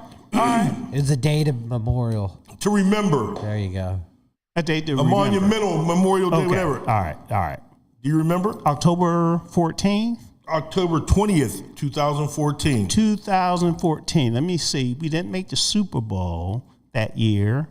That was 2014. No, tell us. That is when the Pittsburgh Steelers scored 3 touchdowns in 73 seconds against the Houston Texans. Do you remember that? No, I don't. It was a night game. I do remember it because I was watching it at my club, my restaurant and nightclub up in Monroeville. But you wouldn't have got that question right, though. I mean, I knew what team it was because I watched the game, but I just don't remember the date. But if somebody was said, what's going on now, and asked me, I'd have took their money. You think? Yes. It's all like that? It's like that. You don't I mean, look, how many times do the Steelers, I think the last time they did it, they scored 3 touchdowns in under a minute against the Carolina Panthers year or two ago? But I don't know. But since you raised it, how many points were scored within, what was it? The last 8 minutes of that game of the on Steelers Sunday? game? Yeah. I mean, the Steelers and Ravens, they were going back and forth for a while. I think it was 23, wasn't it? Probably close to that. Because of the missed extra point. Because Zay Flowers had his touchdowns and well, I have it right here. So it was 17-13 with 8:42 left in the game. Okay. 17-13. So it ended up being 26. That's 13-9. To 24. So the Steelers scored 13 and the Ravens scored 7. 7. Yeah. So it was 13. 20. 13. So 3 TDs. 3 TDs within the last 8 minutes and 42 seconds. If my Aliquip in the last three top drives, tier education including is right. both teams, the last 3 drives were touchdowns. What's that? The last 3 drives were touchdowns. No, not the last 3. The last 3 or 4. Not the Steelers' last 3, but combined. Not even combined. He missed the field goal. He missed the field goal. That was the last drive of the game.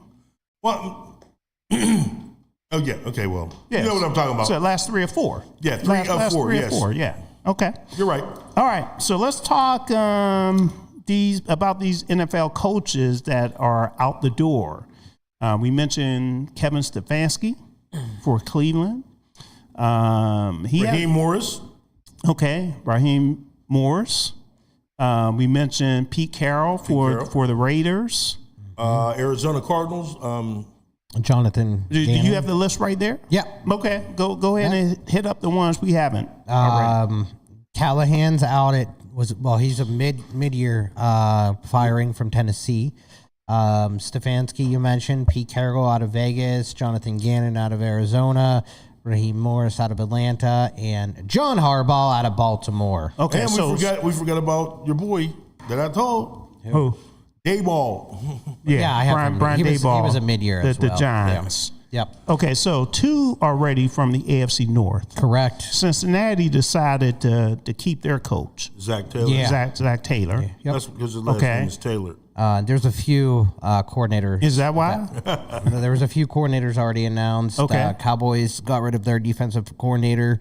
Eberflus, Lions got rid of... Time out right there. Because there's rumor Brian Flores might replace him. And if I'm Brian Flores, I don't do that. Yeah, me But either. there's also rumor that Brian Flores will be going to Cleveland. I wouldn't do that either. The one I wouldn't, right, Cleveland or what's the other one against the Vegas Raiders? I wouldn't even touch them. No. So far, Ken, with the head coaches, what is the most attractive job? To me personally, I think it would be Ravens. Baltimore. The second, I think, would be Atlanta. Okay. And why Atlanta? The team. You got Bijan there. You have a defense that's incredible. I'll tell you another one that might. I think the Giants, I think, would be third, but I think Atlanta has a young core. Their quarterback situation isn't the best, but I think they have a young core there that was getting hot towards the end of the year. And let's pause that real quick. We have our guy Luther on the line. What's up, Luther? Hey, what's up, Kevin, Ken, JT? How you guys doing? What's doing excellent, bro. Happy New Year. Hey, Happy New Year, Happy New Year. Kevin, you need to be giving me some credit, right?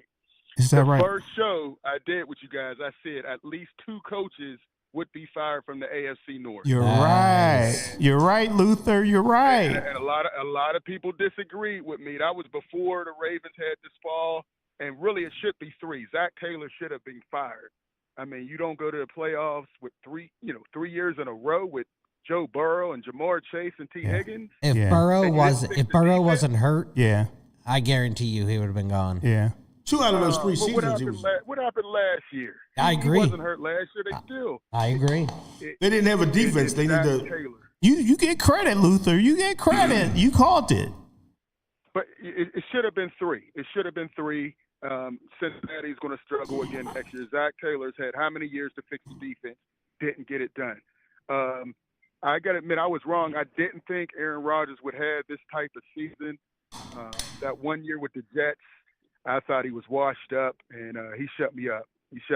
You and me both. I didn't like the fact that he kept burning timeouts in that fourth quarter. I thought it was going to come back and bite him. I didn't understand. I was like, well, this is great. You don't have to listen to Arthur Smith's offense. Just call your own plays. Yeah.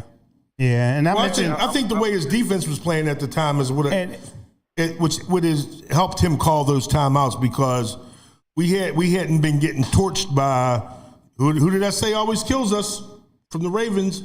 Zay Flowers. Yeah, Zay Flowers, and that was a couple defensive breakdowns. I believe it was Jalen Ramsey. Let him get behind him a couple times. From what I could see, I watched the game a couple times, and Jalen Ramsey, it appeared, was out of position. I think the first one it was Ramsey. The second one was Duggar. Yeah, he just totally blew that. Ramsey took off and over to the sideline to pick up the one receiver coming, and then allowed Flowers to just go straight down the field. Which one? The first. Well, no. Flowers had 2 long ones in the fourth quarter. The first one, I saw him run right past Jalen Ramsey's face, and that was one. But earlier in the game, their other receiver, he only caught 5 passes in 2 years, but 4 of them were touchdowns. He ran away from Ramsey, so that was 2. You saying Walker? No, he's talking about who? Walker or the tight end Walker. That was the first TD of the game. No, not Walker. No, he's talking about number 80. Number 80. Likely. Isaiah Likely. Well, he didn't score a touchdown, did he? And whatchamacallit killed us. Hold on. He didn't score a touchdown. No. That fourth down, I thought Jalen Ramsey played that wrong. He did. That 4th and 7. Yeah. You got to try to go for the ball. You're not going to get an interception off of Likely. He's too big. He's too long.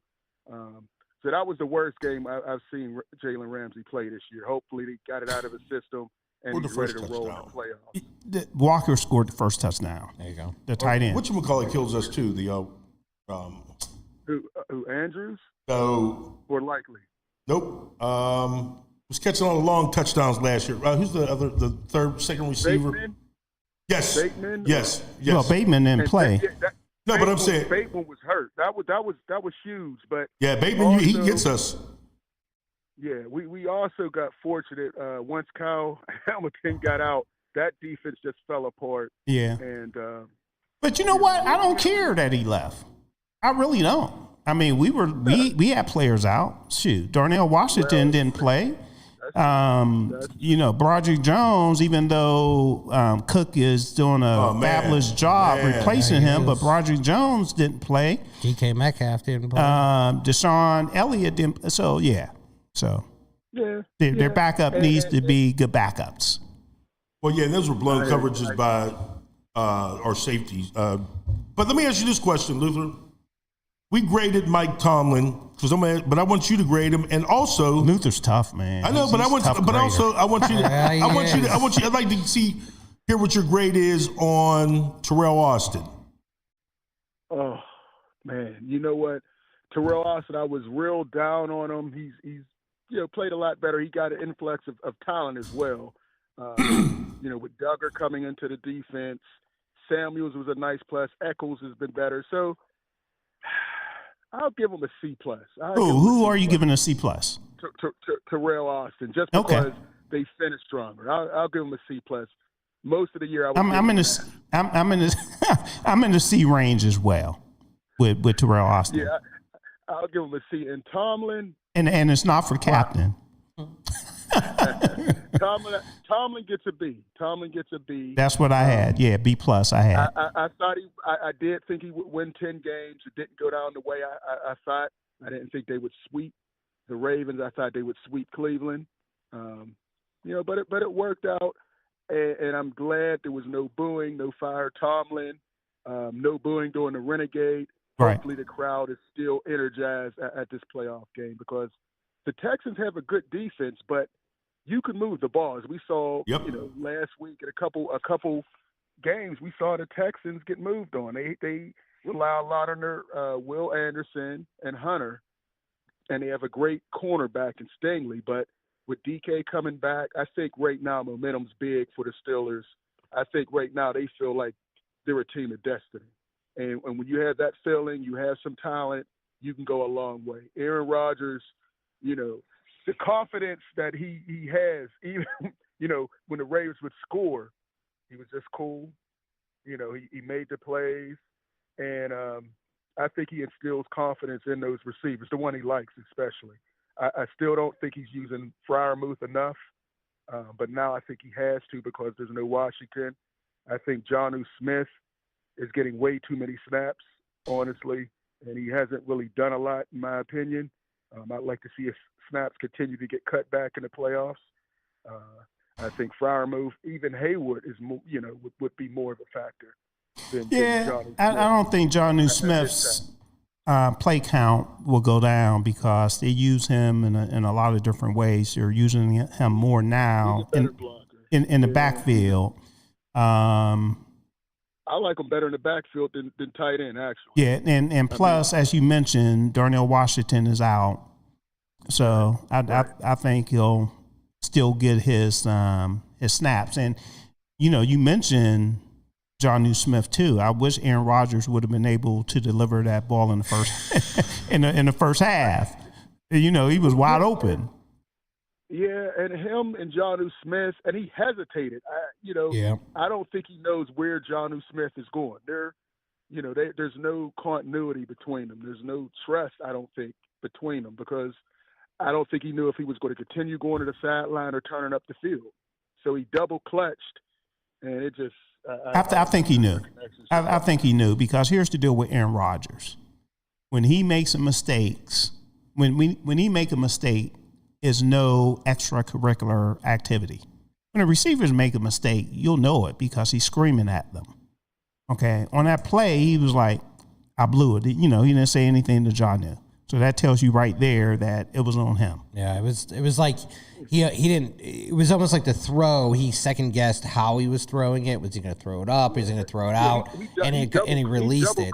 Like a pitcher. He double clutched. He took a step and double pumped it, and didn't need to. But well, Aaron Rodgers, we know he's going to yell at everybody: coaches, players, referees. I mean, he's just like a grumpy old man.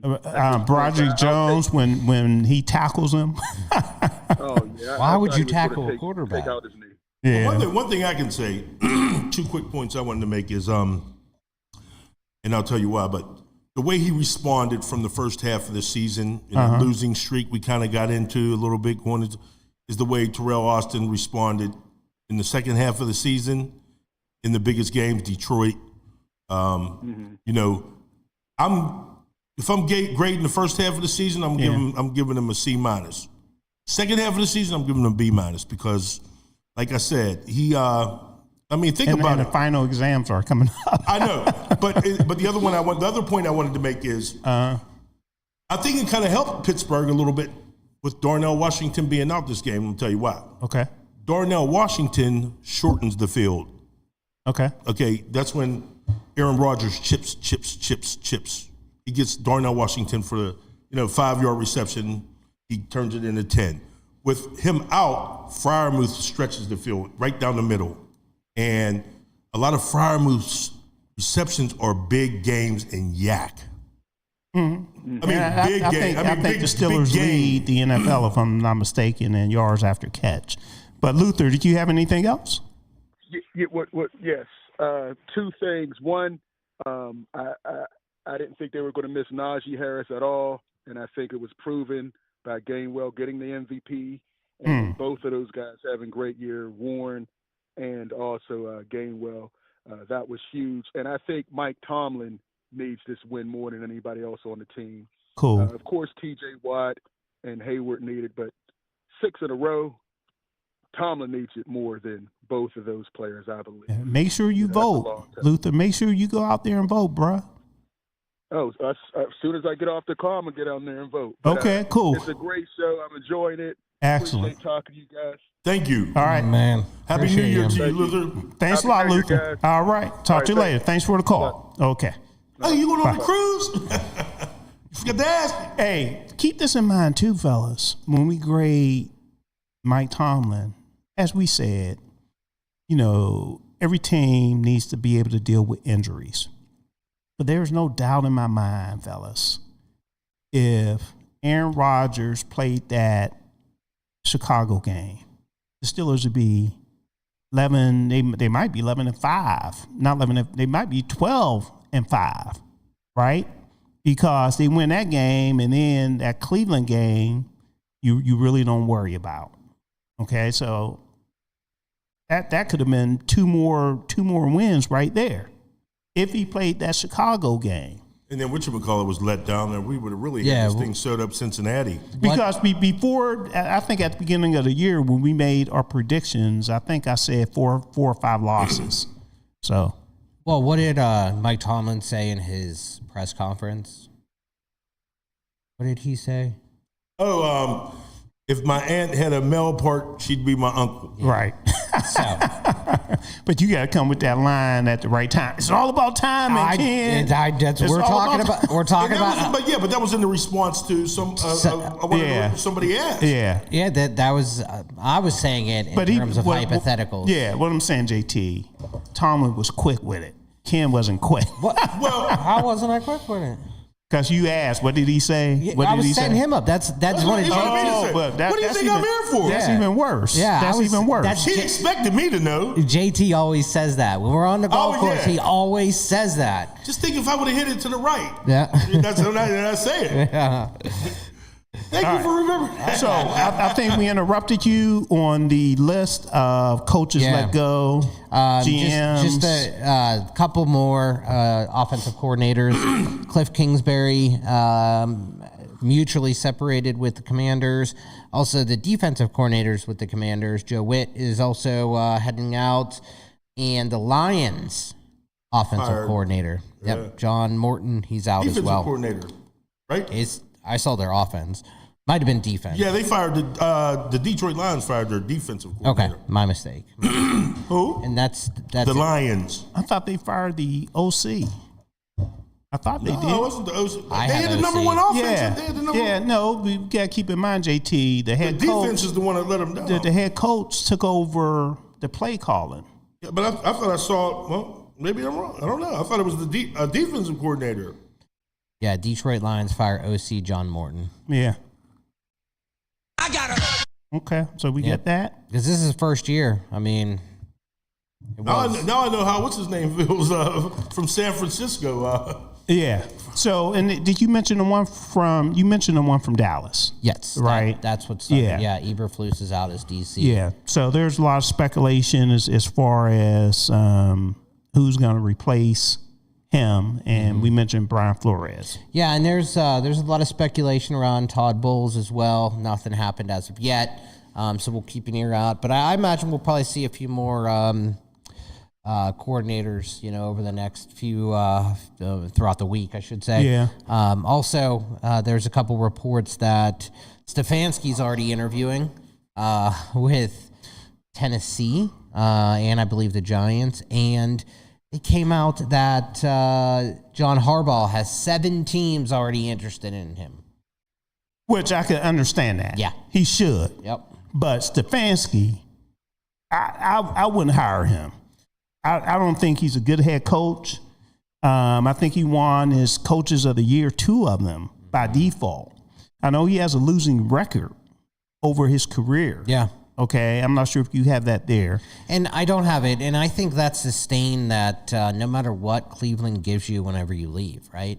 I think that there's a lot of coaches that went to Cleveland and got that Cleveland stain that when they leave, they're hard to hire again because of, having that negative win or that, what's it called? Your record, losing record. Sorry. So I don't want to hold that against them. Here's the deal, Ken. He's 45-56 with Cleveland. But it's just not the record. As I always say, you have to take a look at the complete story, everything, and look at the players he brought in where it didn't work out, and then the players that left that went on and did bigger and better things, like a Baker Mayfield, for example. Baker's the number one thing. And was he there with Baker? Yeah, he was there with Baker. Yeah. And the fact that the owner came out and had conversations about keeping the GM and the things he said about the GM, I think that says a lot about Stefanski too. And let me give you 2 others. Joe Flacco. Okay, the way they handle that situation. Another one is Huntley that plays for the Ravens right now. Look at what Huntley was able to do for Baltimore when Lamar was out. Yep. He played for Cleveland. Right. Okay, so and then I even go back to Minnesota, how when he was with Minnesota, how he ran players away. If I'm not mistaken, he had Diggs in Minnesota. Oh, really? And Diggs didn't want. I mean, Diggs was trying to get away from him. Yeah, was he the OC in I believe Minnesota? so. Was he? I believe so. So Yeah. even as an offensive-minded coach, right? I mean, their defense is top 5. No questions asked, right? Just about a lot of categories. But on the offensive side, they are among the bottom. So you bring a coach like that in to make sure that they can improve their offensive side of the ball.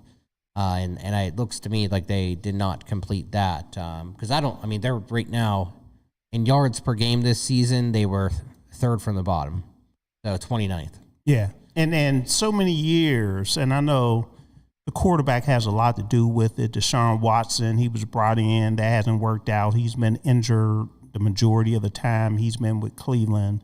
However, excuse me. Go back to what Mike Tomlin was able to do when he didn't have quarterbacks in place. Yep. The Steelers were still able to win.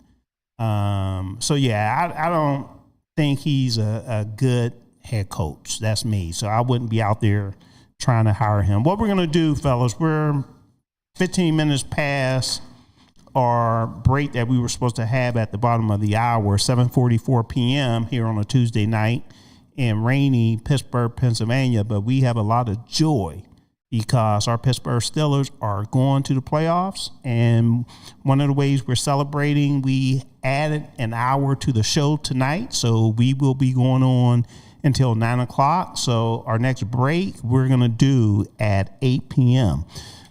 So let's do this, fellas. Let's go right into college football, and let me say I'm glad that the teams that I don't like are gone. I'm even glad the one I don't like didn't make it, and they kicked and screamed and it brought a smile to my face. Notre Dame. Hey, I hope, all I'll say is I wouldn't mind having their running back. That's all. No doubt. Love. Just like I love Jerome Bettis. He came from Notre Dame. So sure did. I love the parts, Ken. Don't get me wrong. Mm-hmm. I love the parts. I just don't like the collective. Yeah. Okay. So Ohio State went down. They did. Okay. We called it. Yeah, we did. We said we like Miami. Okay. I thought they were too athletic for Ohio State. Miami got it done. They got it done. And this is why I love playoffs. This is what let teams compete. Exactly. put a number 10 versus a 3. Let them compete. Because, and the point I made is just like, bowls in the past. Yep. When you have these bowls where certain conferences represent and they play these teams from other conferences that they haven't played or never played, or the game becomes more interesting because why play somebody that you're used to, playing, preparing for all the time. So, but there was teams in there that didn't belong in there, of course. I mean, sure. James Madison. They did belong. I disagree. No, they did belong. I mean, they played. Cav. They did not belong. They were ranked number 1. They were ranked 18th or 20th because they won their conference, but their conference is not a strong conference. I think we're going to start seeing that tweaked, right? As they kind of do it the way it's supposed to be done, and then they're going to have to tweak something. Right, because there's teams like that win their conference and get blown out, and then walk in there and get blown out. Or is it like, hey, this is what you're asking for? Here it is. But I'm saying, my thing is, and I think one of the reasons why it's done that way is so that they can see the stronger team move on, so they know for sure that stronger team is probably going to move on to make a better case for the second round. But Notre Dame belonged in that playoff more so than 4 or 5 other teams that were in it. I disagree, and they can't complain because Miami beat them. So how could you say you're supposed to be in when you get your butt whooped by Miami? In addition to that, you could use the NFL as an analogy. Right now, Carolina won their division. They were 8-9, and they made the playoffs. And when I take a look at the NFL, there's a team out there with a winning record, Minnesota, that didn't make the playoffs. Correct. So Carolina deserved to be in the playoffs. Hold on. Carolina deserved to be in the playoffs because they were successful based on the rules that are in place. Right. And that's what happened in college football as well. Well, Notre Dame had better opportunity. They had more opportunity than anybody out there. They needed to win. They didn't win. They went on a 9 or 10 game winning streak. But so what? Okay, Kev, so what to you? But I'm saying Notre Dame should have been in there before James Madison. No, because James Madison did what was required to make the 12. I'm talking about the selection, just like selection basketball. Here's what I'll tell you, JT. Here's what I tell you. Good, tell me, Kev. Okay. And I'll be honest about it, right? Because I'm objective, even when I don't like teams or people. Okay, just like I told you earlier, I don't like Sean Payton. Neither do I. But I give him credit. Notre Dame is a better football team than 2 or 3 of these teams that made the college playoffs. However, the teams that made it earned making it to the playoffs based on the rules. Okay, but that's what I'm saying. What was Alabama's record? It's just like Carolina. Dude, you had 2 teams that got shut out completely. Okay. But you can say whatever you want to me, but I'm just telling you, Notre Dame should have been in there before Alabama. You don't think so? I don't think so. So what I would say is if Notre Dame joined the conference I'd see and won their conference, then the conversation will be over. Exactly. And I understand that, but at the same time, stop it with this special treatment. Matter of fact, I would have told Notre Dame, you're not even eligible unless you're in a conference. Okay. How you like those apples? Don't matter to me. But I'm just saying, it's opinion based. I said, if I'm the commissioner, that's my stance. You want to be part of the playoffs? Join a conference. If you don't, and I'll tell you, if you don't, good luck. Put your schedule together. Okay. And good luck with playing games. Okay, and I can tell you this. Last year, Notre Dame lost to Northern, who was it? Northern Illinois. Yeah. Okay? Yeah. Notre Dame has a good football team. Right. But they really do. And the other reason, they made their claim they should have been in there with a 10-game win streak, being the defending runner-up in the national championship game. Okay. Well, I mean, you don't have an argument with me regarding the quality of their team. Right. But you still have to win according to the rules that are in place to make it to the playoffs. That's the only thing I'm saying. There was one year. I know rules are meant to be broken. There was one year, I think it was New England. What did they go? 12-4 or 12-5, 11-5, something like that, and missed the playoffs. And then there were the year where all the the NFC, the Philadelphia Eagles, all four of them had losing records. All four of them had losing records. Ken, do you have that score, that Miami-Ohio State game? For whatever reason, the sheet that I have. Just had it up. Yep, here we go. Okay. Miami. And what day was that? Miami, Ohio State. Oh, you're asking a lot here. Yeah, I am. All right. Was it the New Year's Eve? So the score was 24 Miami, a 14. 24-14. Are you talking about Notre Dame, Miami? No. I'm sorry. Miami, Ohio State, right? Miami is 24. Ohio State is 14. Okay. And what day was it? Yeah. Because I'm trying to see why it's not 1st. on my sheet I thought it was here. New Year's Eve, wasn't it? Blah, blah, blah, blah. Yeah, I think it was New Year's Eve. Yeah. To be. Okay. All right. So coming up, any other games we need to recap that occurred? You got to give your boys credit because they backed it up. Indiana. That's right. Over Alabama, 38-3. And shout out go ahead to Coach Signetti. Yeah. He's a local guy. He's from this area. His dad still coaches at IUP. Okay. And so shout out to him that he's built something special there. I know that there's been talks to try to get Signetti to go to the NFL, and I don't see that happening. I feel like his feet are planted. Wow. Yeah, right. See, his feet are planted in Indiana right now, so they're building something special. Here's my thing. What's your thing, JT? And this is about coaching. Why would you want to go when you're making the money? When you get the money you're making, some of these coaches are making.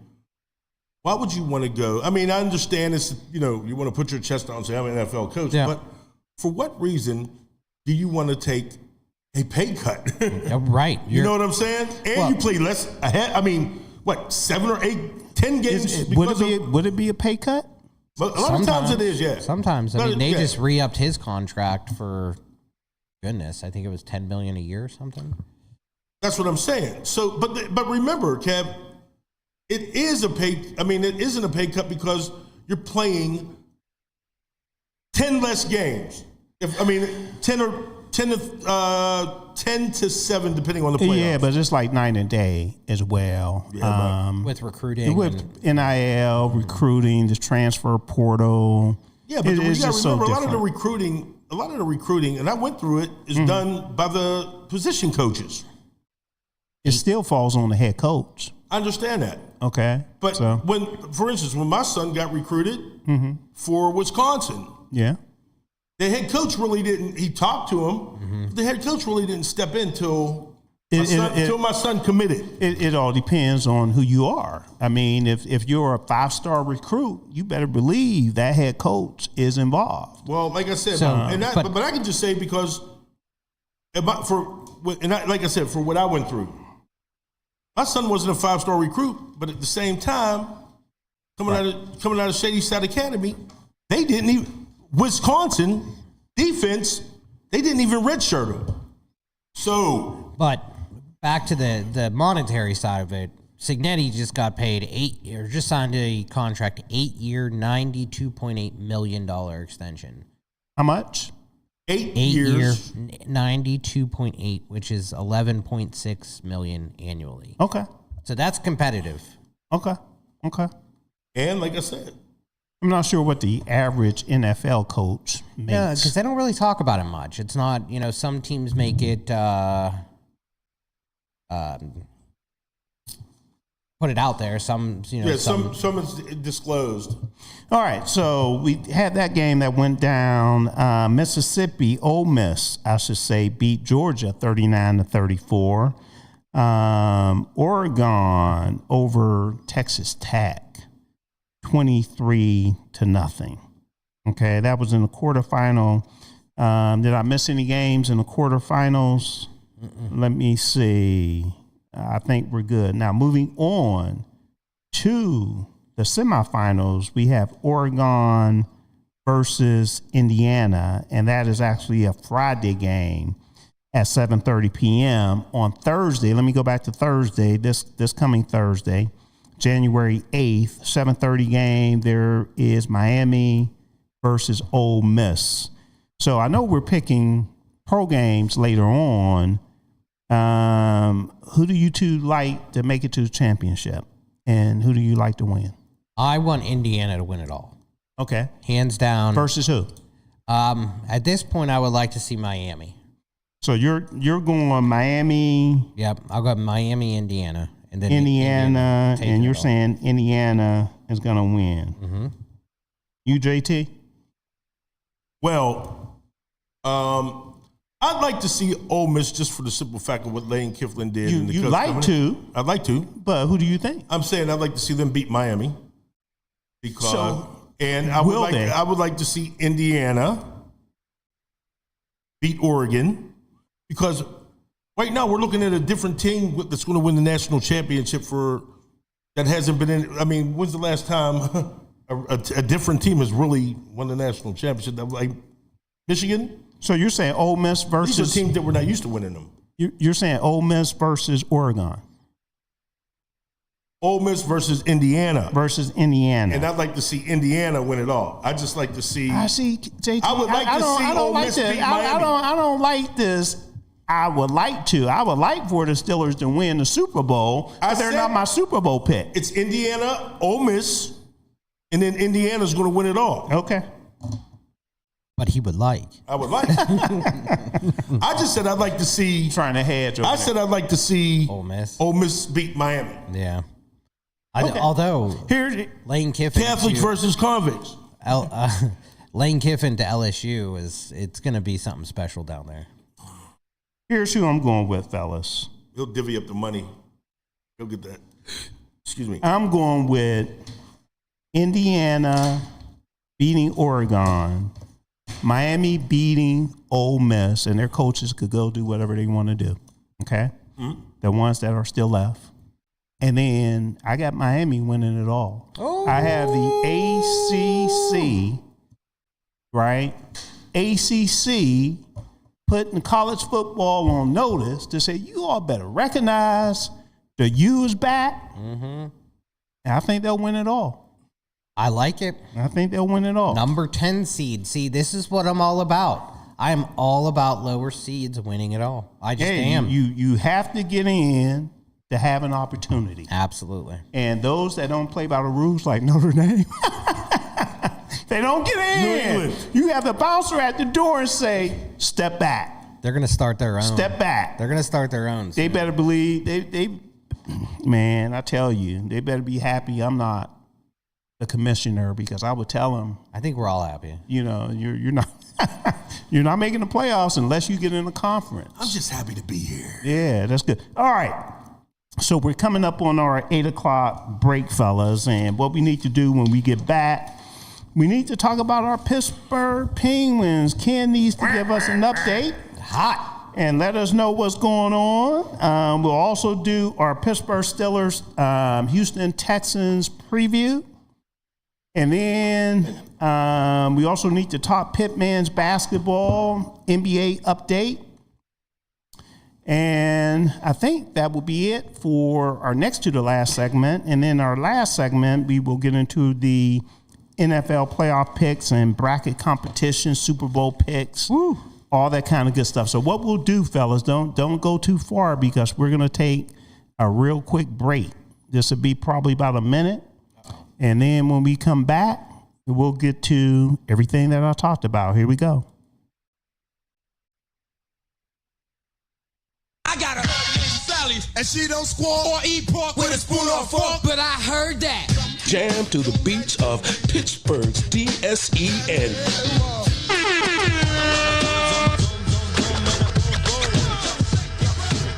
Baby check, baby 1, 2, 3, 4 check, baby check, baby. The place for soul.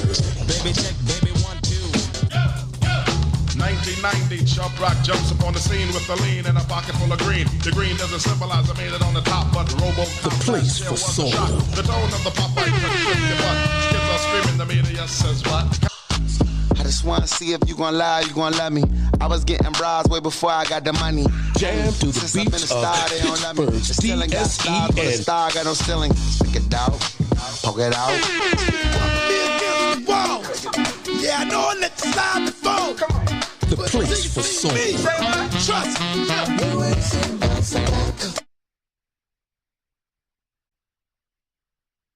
Pittsburgh, it's an old school party. Yes, each Saturday we throw it back with some of the best old school music, funk, R&B, old school, rap, hip hop, and all the jams that make you move and dance. Yes, check it out.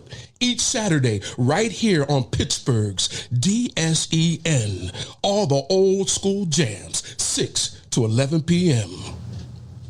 Pittsburgh, have you seen our Sunday radio schedule? Ooh, it is lit. Start the day off with our Sunday gospel music from 7 a.m. to 3 p.m. It will inspire you and have you praising the Lord. Then from 3 to 8 p.m., we bring you Sunday jazz melody for all the jazz lovers. Then cap off the night with The Quiet Storm from 8 to 11 p.m. to hear the best smooth, romantic, and soulful R&B sounds of yesterday and today. All that each Sunday on Pittsburgh's DSEN, the place for soul.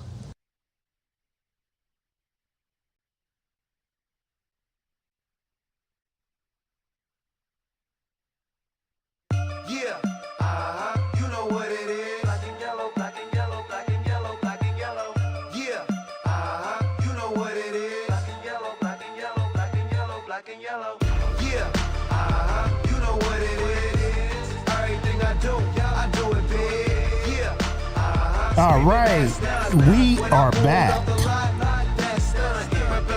This is Soul Take on Pittsburgh's DSEN. We come to you every Tuesday from 6 to 8 p.m. However, tonight we are doing it big, as they said on the song, because this is a special Steelers playoff edition. Our Pittsburgh Steelers are moving on to play the Houston Texans this coming Monday night. And I will be in the place to check out the game. It should be hype, Ken. Should be. Hey, it's that. It will be. Is nothing like playoff football.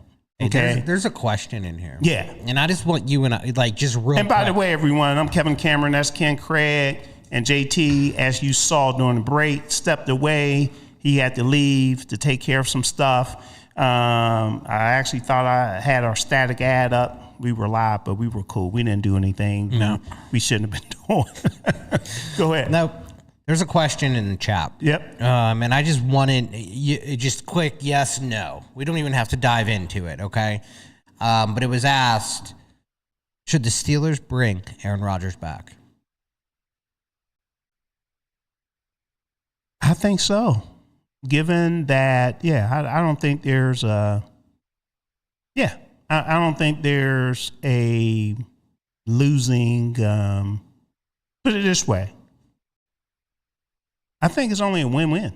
I mean, you don't lose anything. Right. I've come to love Aaron Rodgers. Mm-hmm. I'll say it right now. Like, everything I thought he was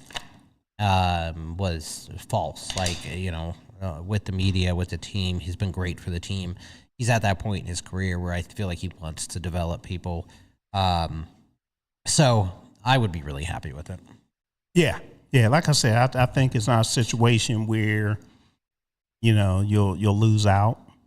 I think probably he'll want more money. Sure. Which he should. And I really do feel confident that he'll find a way to get a victory. Yeah. In the playoffs, at least one, maybe more. I'll share everyone my bracket when we get to it. Mm-hmm. You might be surprised. You really might. How far I have our Pittsburgh Steelers going in the playoffs. Yeah. See, we'll talk We'll talk. Okay. Because I got All right, we'll I got to go way further than I thought I would. Yeah. Okay. Because once you see the teams, you're like, all right, we can beat them. Yeah. We can beat you them. never know who might go down. Right. You never know. I'm saying going down from a losing standpoint. Yep. There's a lot of competitive games coming up. All right, Ken, let's talk Pittsburgh Penguins or Pittsburgh Penguins update. Yeah, it's been this season has been fun. It's been stressful, right? Because the team in October was not the same team in November, was not the same team in December, and now they are not the same team in January. So the Pittsburgh Penguins are back in the wild card conversation.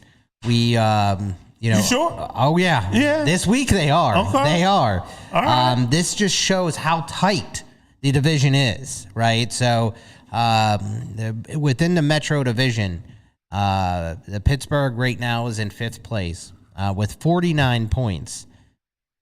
The first place team has 53 points. So that's a matter of 2 games, right? Okay. 2 wins and 2 losses, it shakes it up completely. But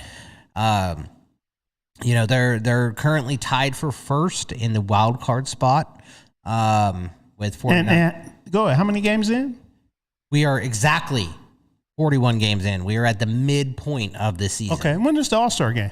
It's coming up here soon. Yeah. Yeah, it's February. Yeah, it's normally after the Super Bowl, after the NBA All-Star game, all that good stuff. Yep. Okay. Yep.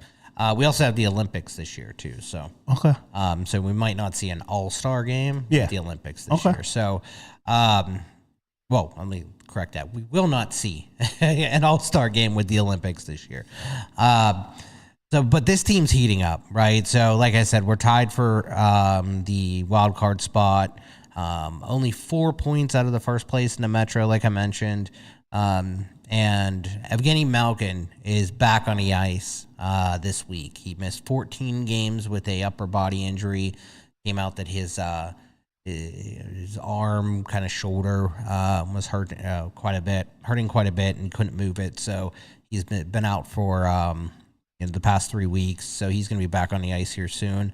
Will he be effective? Yeah. You think so? Yeah. Okay. It might take him a game or 2, but if it's anything like before he went out, yeah, he absolutely will be, because he was a wrecking ball before he went out. Okay. Was leading was top 1, 2, 1, first through third in terms of points. But his line was killing it. So overall, Pens are in 11th in the NHL. And so we're doing okay. We're hanging in there. I think we had a rough 8-game losing streak. But since we broke that, the Pens have gone, well, I'll say this. The last 5 games, we've gone 5-0. Okay. With, I believe it's like 24 points, 24 goals for, only 12 goals against. And so it's been a really fun watch as well. They're really making headway. They made a big trade last week where we sent Danton Heinen and a few draft picks for Igor Shinnikov. He's a former first-round pick from 2020. Okay. Wanted out of Columbus. They kind of held him hostage a little bit until they got the right offer, and we made it happen.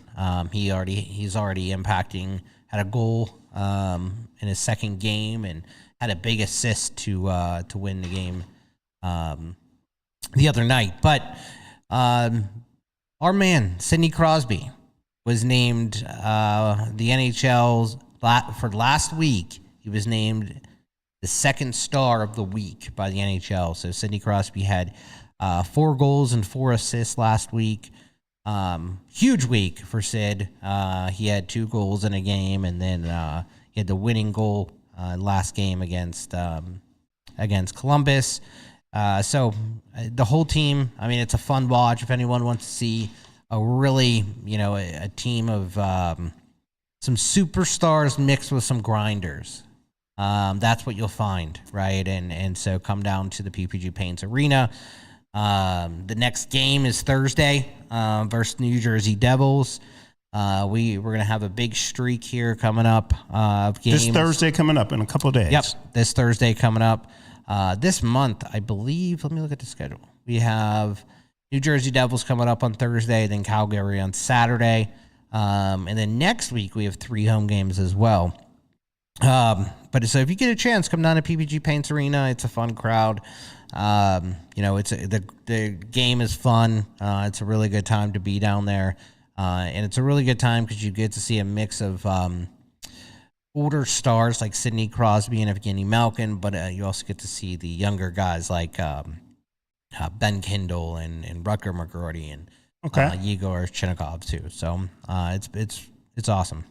Cool. So they're doing good. We're back. We're kind of back in it. We're hanging in there. Excellent. Let's go Pens. Let's go. Let's go Pens. All right. So moving on to the big game, the big playoff game.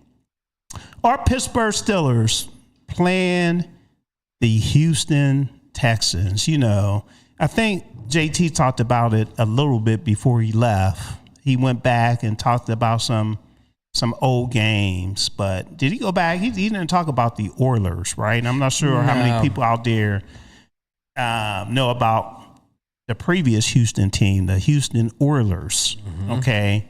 The Steelers beat them up pretty bad in the playoffs. Yeah.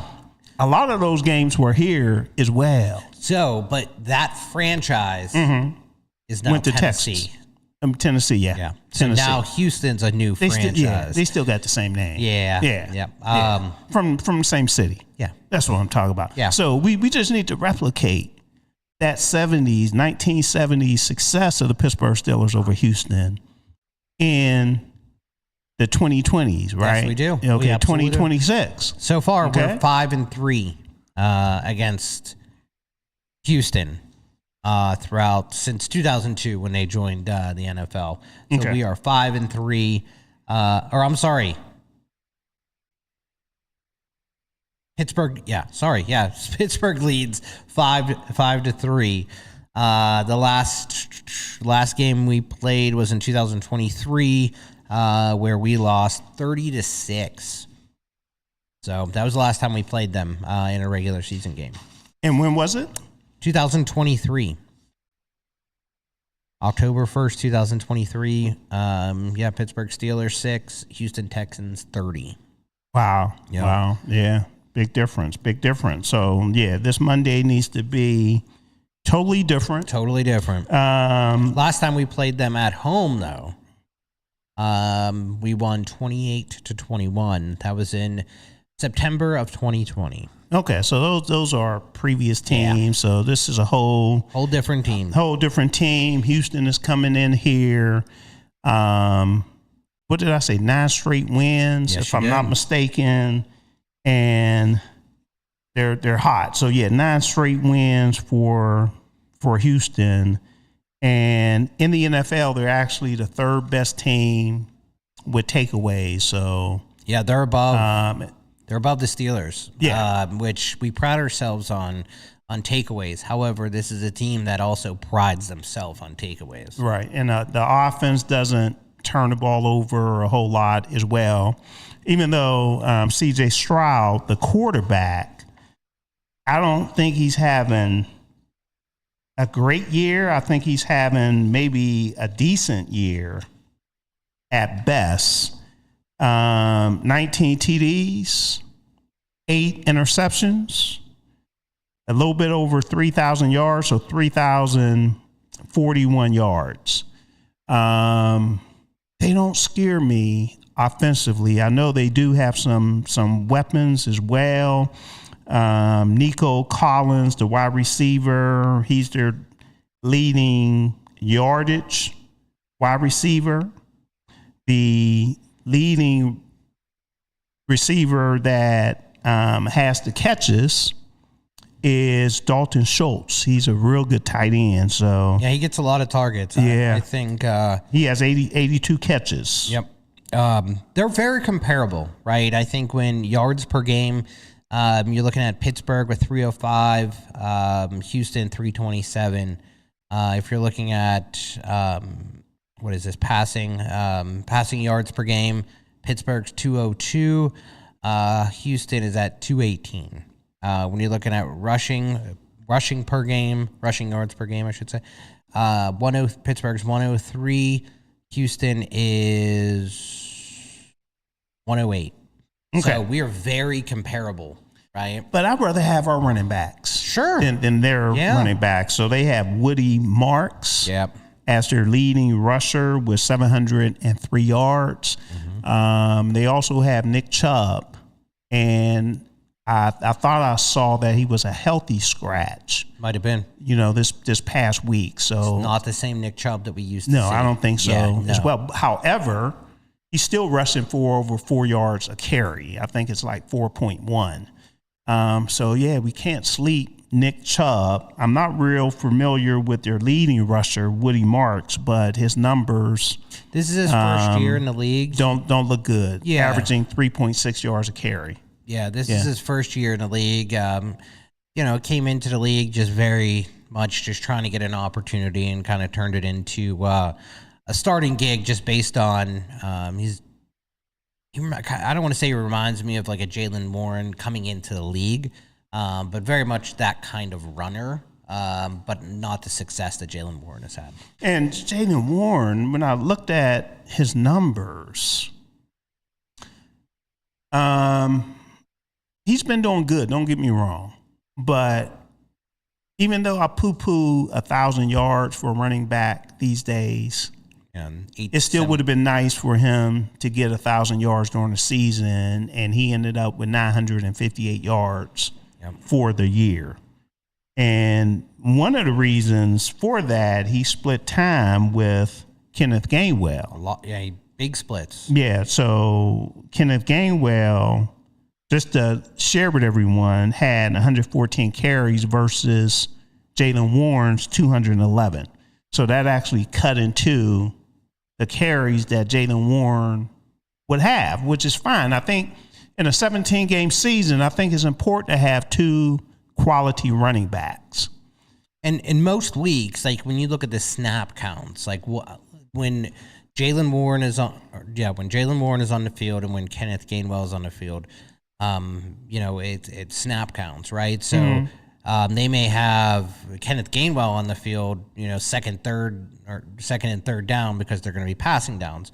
So typically we see it 45, 55, maybe, a little skewed on 1 week. And, but this past week it was really, I'm going to say the past 2 weeks where it was really heavily balanced to Kenneth Gainwell.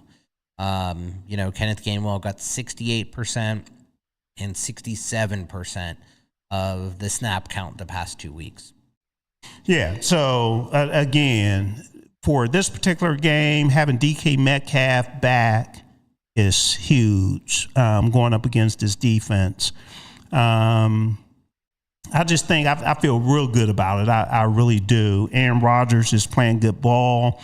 I was going to bring this up on the screen, but I'll just have to share this with everyone from a Aaron Rodgers standpoint.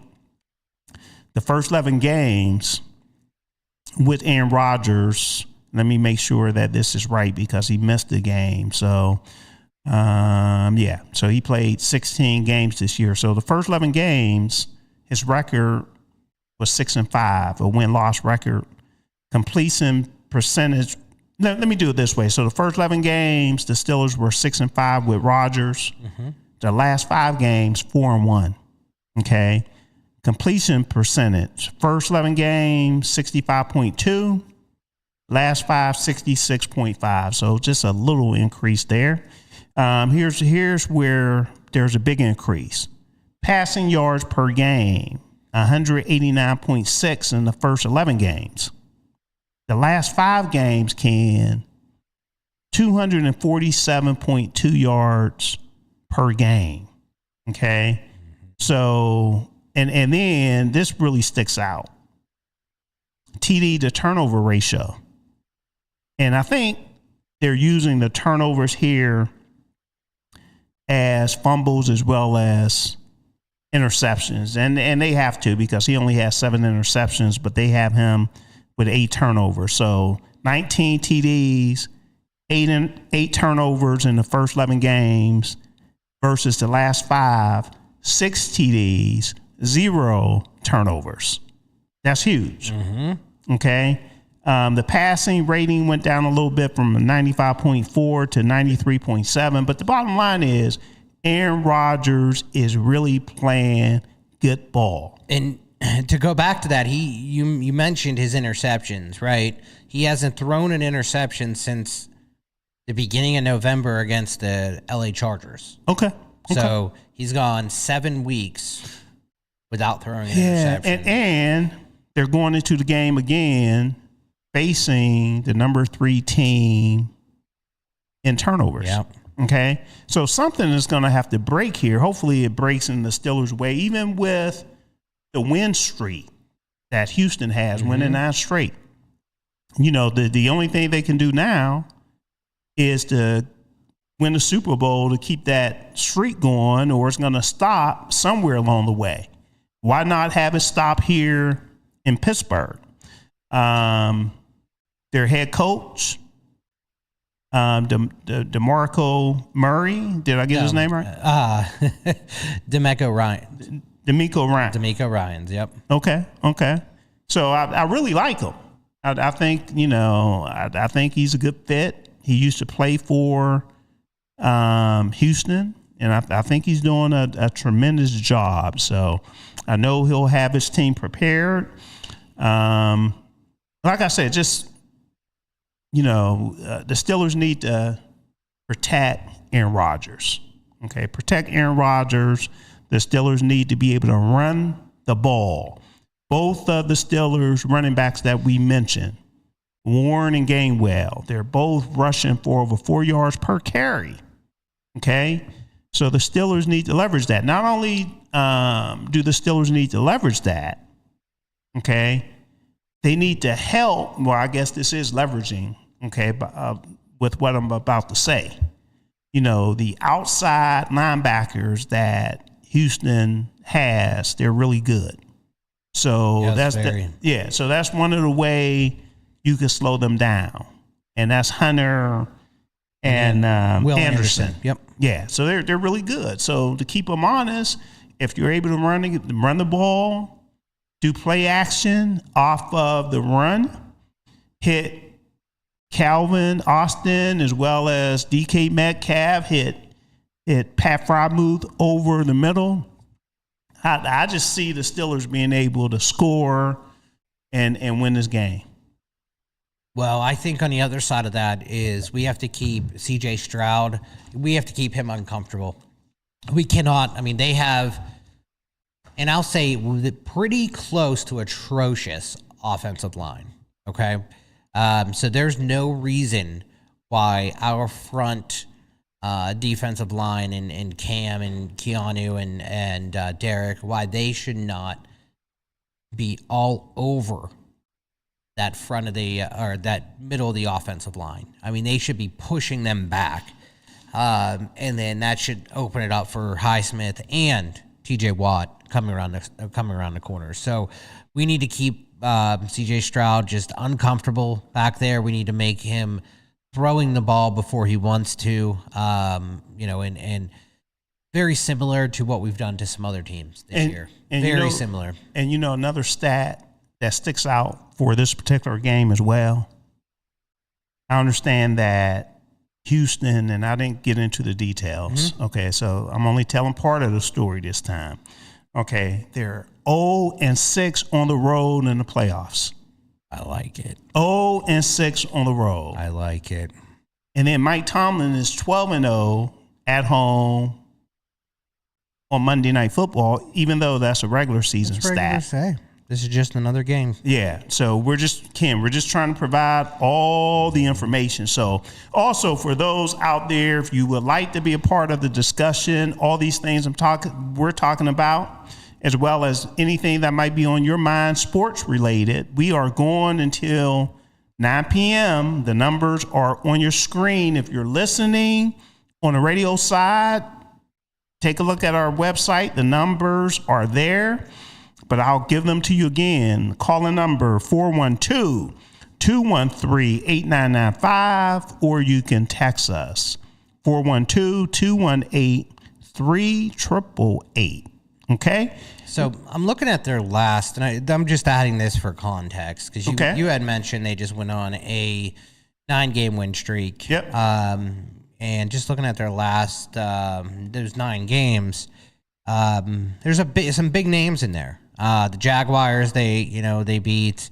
The Bills, they beat 23-19, where they absolutely shut down Josh Allen, and then the Chargers.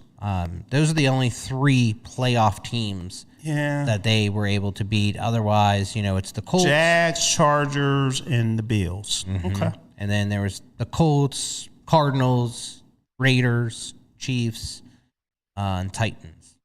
Gotcha. So just to add some, it's any given Sunday when you step onto the field, and but there's some teams in there that they beat the Raiders 23-21. That's a little bit more close than definitely you would like to see. But hey, Steelers do that too, right? Exactly. So, yeah, it happens. It happens. It does. It's the NFL. All right. Moving on, Pitt men's basketball. Let's give everybody a quick update as far as what's going on with our Pitt Panthers. I was at the game this past Saturday against Clemson, and I didn't expect Pitt to win the game. However, I thought that there was an opportunity for Pitt to win the game, and there were opportunities throughout the game, more especially down the stretch. I believe somewhere around the 1 minute mark, Pitt was down 4 points, and they actually had 2 turnovers. One was a ill-advised shot, a 3-pointer that was blocked. And then the next series down, possession, I should say, down, the ball was thrown away, and that was pretty much it. So Pitt went down to Clemson 73-68. Okay, the top scorer for that particular game was guard DeMarco Minor. Pitt's next game is actually this Saturday. It's a 2 p.m. game at the Pete, and they will face Syracuse. So hopefully Pitt will find a way to bounce back. Right now, Pitt is 7-8 and 0-2 in the ACC. So they're at the bottom. However, I think Syracuse is gettable. Syracuse is 9-5 and 0-1 in ACC play. So realistically, this season, where do you see a team like Pitt falling? Are we going to be, or are they going to be competing? To get into the March Madness tournament? I don't think so. You don't think so? We'll be on the outside coming into the season, they had Pitt rated as the number 17th team out of 18 teams in the ACC. All right. And we have a call coming in here as well. Let me see if I could grab that. Mr. Eric Gibson, what's going on, man? Hey, team. Great show. Excellent. You got to be hip to the gip. I was listening in. I was trying to stay out, but y'all reeled me in. Y'all cooking today. Y'all cooking. All right. The part is hot. Cool. What you got for us? Well, a couple key things. To the poll question, I mean, it's a close race. I would go with Coach T just for the simple fact. And it's probably hold on. In case some people just joined us, the question of the day and the survey that is out there on our YouTube channel. Which Steeler needs a playoff win the most? And you're saying who, Gibbs? Well, I'm gonna go with Coach T for the simple fact, and I think there's a party of folks out there that would prefer he lost this game, lose the playoff game, because they want a regime change. That's not going to happen. So I think just to show that this guy is more than capable, he has the acumen to get the job done. I think a close second place would be TJ's, because I don't think TJ's ever gotten a playoff win, and also with that mega contract, that would help get the monkey off his back. So, but I would definitely go with Coach T because there's a lot of naysayers. There's a lot of people talking about the non-playoff win streak. And quite frankly, like I said, I think people there was a percentage of folks that were rooting for them to lose that game that called themselves Steeler fans because they want Coach T to have egg on his face and think the only way there'll be a regime change for him to get embarrassed in a game. I agree. Yeah, and just to give a quick update on the current poll. So the question was, it's Steelers versus Texans this Monday night in the NFL playoff wildcard round. Which Steeler needs a playoff win the most? And right now we have Coach T currently leading with 40%. Right behind Mike Tomlin is TJ Watt with 33%. And then tied. We have a tie for the last two. Aaron Rodgers at 13% and DK Metcalf at 13%. Now, on that note, fellas, as we talk about this, I was starting to think, I'm not sure if I gave everybody the best options. I thought Cam should be in there. Cam has a playoff. Cam has a playoff win. Okay, never mind. It's been a long time. Yeah, it is. It's been a long time, and he wasn't as integral as a part of a team then. So I kind of concur with Ken. I thought Cam should have been in there. A lot of people were moaning about him wanting more money and what has Cam done for us? When has he got us a playoff win? So he could have easily been added to the pot. Who would you pull out? What option would you pull out if Cam was thrown in there? Probably one I would pull out would be DK, because he came in with a high pedigree, but I wasn't hearing a lot of people saying DK is going to take us over the top, and he's newer to the squad. They're going to hold Aaron Rodgers accountable just because he's a four-time MVP, first ballot Hall of Famer, upper echelon Hall of Famer. So people are going to have expectations for him, irregardless of his age. So probably DK would be the one I would take out. Yeah, the reason I threw DK in there, I thought it was a good option because of his 2-game suspension. The Steelers he could have cost the Steelers missing the playoffs. Yeah.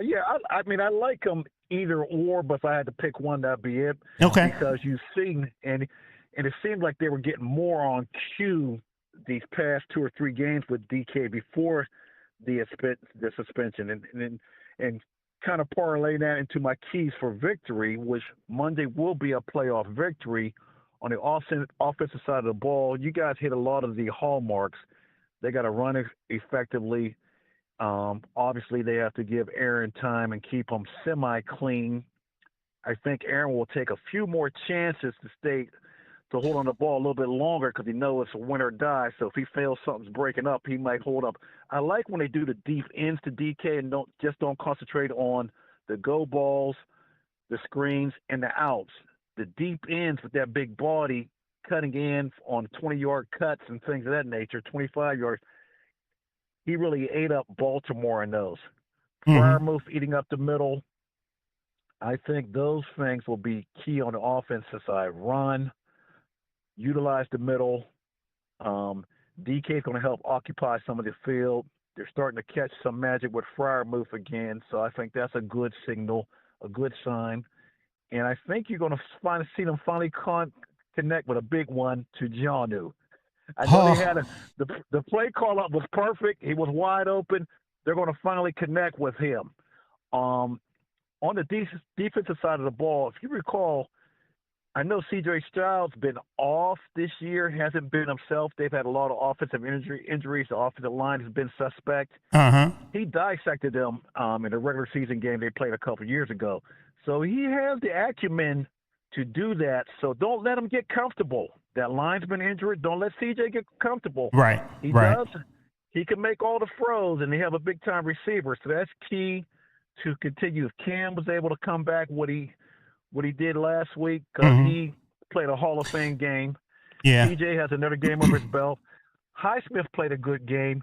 And you know who's been quietly having a good 4 or 5 games in a row and not getting flagged for penalties? Joey Porter Jr. Yeah, that's right. Really been. That's I told a good friend of mine, Lewis Walker. I'm not sure if he's listening or not, but Yeah, I've been telling him that, and he's a big critic. He's really been locking down and handling his responsibilities, and that's a good thing because we're going to need him to be on his game against that Nico Collins. Yeah, I think the key thing is that's the recipe for success. The offense to be diversified, run, pass, run. The defense to mix it up. I like when they go with a hybrid look, bringing in Herbig and moving around Highsmith. Highsmith played a good game also, holding down that edge on his side. Definitely. Number 99 played a good game. Benton played a good game. So we'll need those same things, and we just need the safeties not to make the mistakes. The safeties kind of hurt us that game, but the other guys picked up the slack. So if we get everybody on the same page, and the key thing, and I think another key factor is health. We're in good, reasonable health going into a playoff game, and the extra day of rest, I think, suits us well, and that fits us well. So I'm looking forward to – I like the young man's prediction earlier of 27-21. Okay, That's a nice prediction. Kurt threw that out there. Yeah, Kurt. I think Kurt looked into his crystal ball, and I'm kind of close to Kurt, and I'm looking at – I don't know where I'm getting this 8 at, but I got a 28-22. Some odd numbers. That means some goofy things might happen, but hey, this is the playoffs. For sure. All right, before I let you go, and we need to get to break too, because we're past it as normal, as usual, I should say. But I wanted to say two things.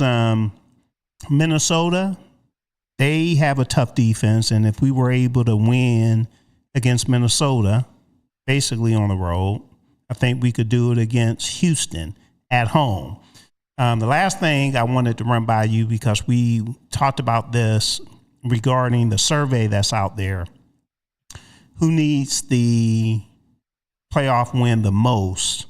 The one that I was thinking of that maybe I should have included was the defense. We have to keep in mind, we have a $160 million defense, the most expensive defense in the NFL. So if you get a playoff win, you could justify having the highest paid defense in the NFL. Yeah, that would have been a good addition. The defense, I think Coach T would have still came out on top because he's connected to the defense, and he's the one that's most responsible for bringing all those big names in as far as the money. But I think that would be a good addition, Kevin. Cool. All right, Gibbs, thanks for the call, bro. Hey, guys, great show. And DSEN family, Happy New Year, healthy New Year, and prosperous New Year to everyone. Let's bring home a Steeler victory for the next show. Sounds good. All right. Thank you. Take care. Okay. Yep. All righty. Bye. I was going to mention whenever he brought up JPJ, I forgot to mention this earlier in the show, but I was looking at some of the rankings from PFSN, which is Pittsburgh. Excuse me, go ahead. Whoa. Which is my goodness here. Pro Football Focus? No, not Pro Football Focus. Okay. PFSN, Pro Football Network. They do rankings just like Pro Football Focus. Okay. And they put out their list for the season, and JPJ was number 1 with a 95.3 rating, and right behind him was James Pierre with 90.3, and tied with James Pierre was Quinyon Mitchell of the Eagles with 90.3. And when was this done? This was today. Yeah. So this is for the season, the grades for the season? I'm almost positive, yes. Please send that to me. I sure will. Yeah. So I think there's been a lot of improvements defensively. All right. So what we need to do, Ken, we need to take a quick break. And when we come back, there's 2 topics that we need to get to. The NBA, let everybody know what's going on in the NBA. And the other topic would be the NFL playoff bracket. We'll let everybody know again what's going on there. And we'll let everybody know who we pick all the way through the Super Bowl and the Super Bowl winner. So we'll do all of that and more when we return. Pittsburgh, it's an old school party. Yes, each Saturday we throw it back with some of the best old school music, funk, R&B, old school, rap, hip hop, and all the jams that make you move and dance. Yes, check it out. Each Saturday right here on Pittsburgh's DSEN. All the old school jams, 6 to 11 p.m. Pittsburgh, have you seen our Sunday radio schedule? Ooh, it is lit. Start the day off with our Sunday gospel music from 7 a.m. to 3 p.m. It will inspire you and have you praising the Lord. Then from 3 to 8 p.m., we bring you Sunday jazz melody for all the jazz lovers. Then cap off the night with the Quiet Storm from 8 to 11 p.m. to hear the best smooth, romantic, and soulful R&B sounds of yesterday and today. All that each Sunday on Pittsburgh's DSEN, the place for soul.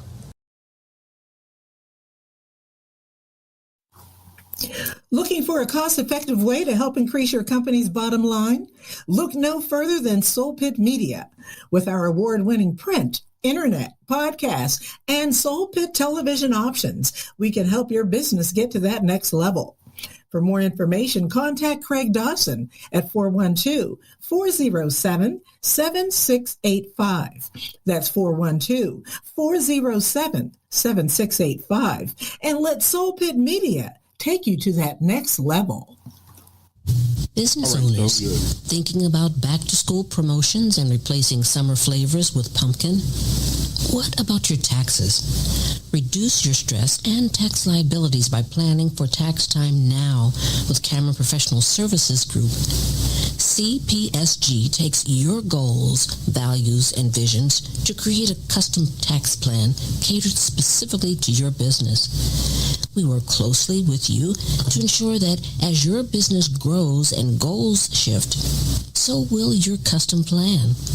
Located in the Hill District in Pittsburgh, PA, CPSG is a CPA and consultant firm, providing services in accounting, auditing, tax planning and preparation, community development, and operational management. Call Cameron Professional Services Group today at 412-251-0607. Have you had the Beat by Niche experience? Beat by Niche is one of the top makeup artists in the city of Pittsburgh. She's touched the face of Cardi B, love and hip-hop personalities, and various Steeler wives. If you have not sat in her chair, what are you waiting for? Visit beatbyniche.com to schedule your special makeover for all occasions, weddings, graduations, proms, photo ops, and more.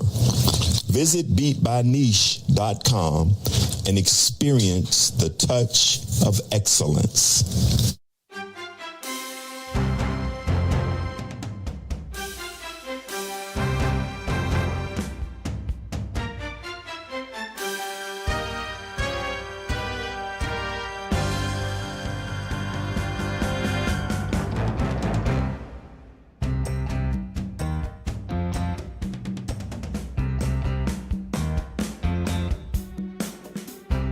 All right, what's up, everyone? We are back. This is Soul Take on Pittsburgh's DSEN, and yeah, we are getting ready for some Monday night football in the Steel City.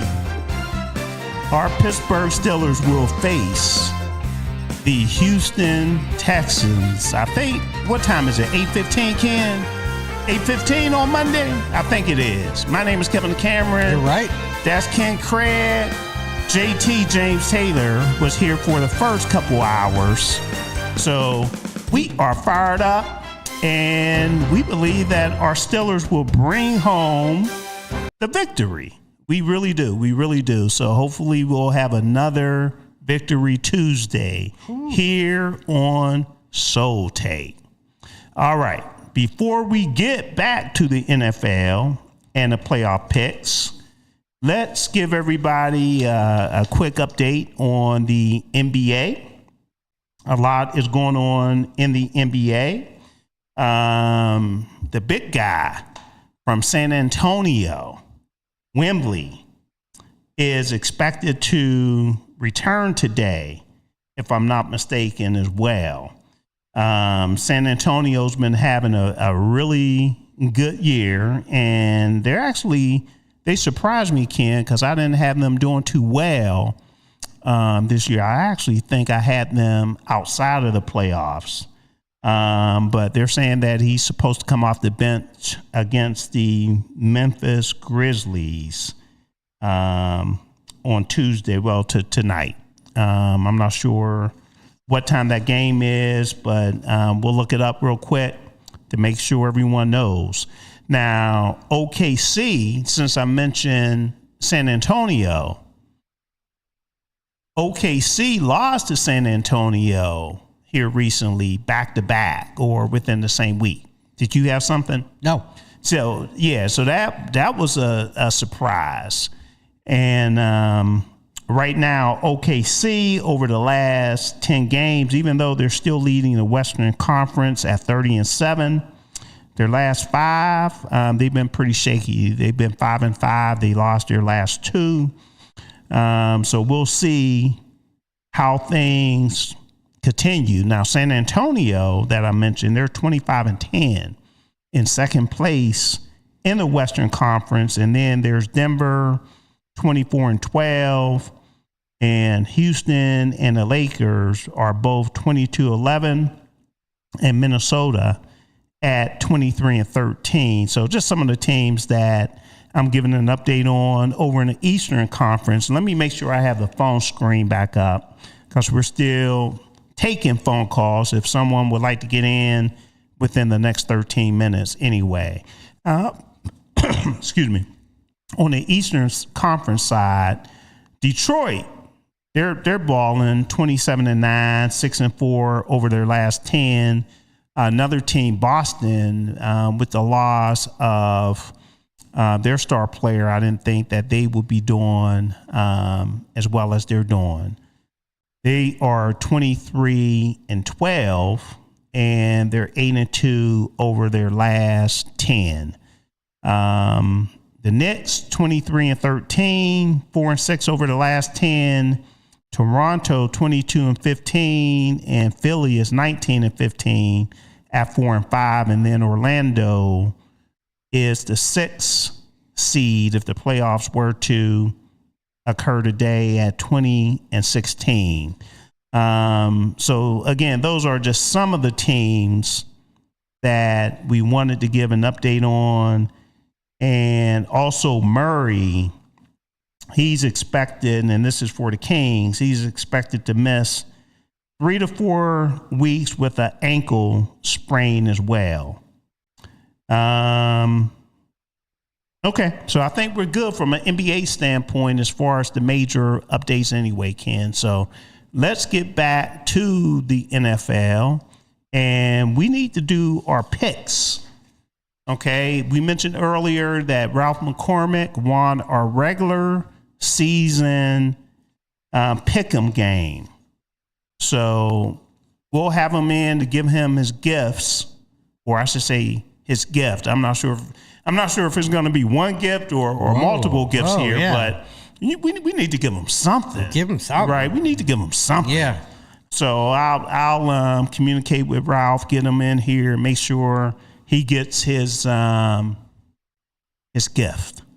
Okay, I'll just leave it at that. T's and C's to be discussed later. Yeah. Terms and conditions. So as we close out with these particular picks, before we do, tomorrow, 7 to 8, Cocoa with Jesus.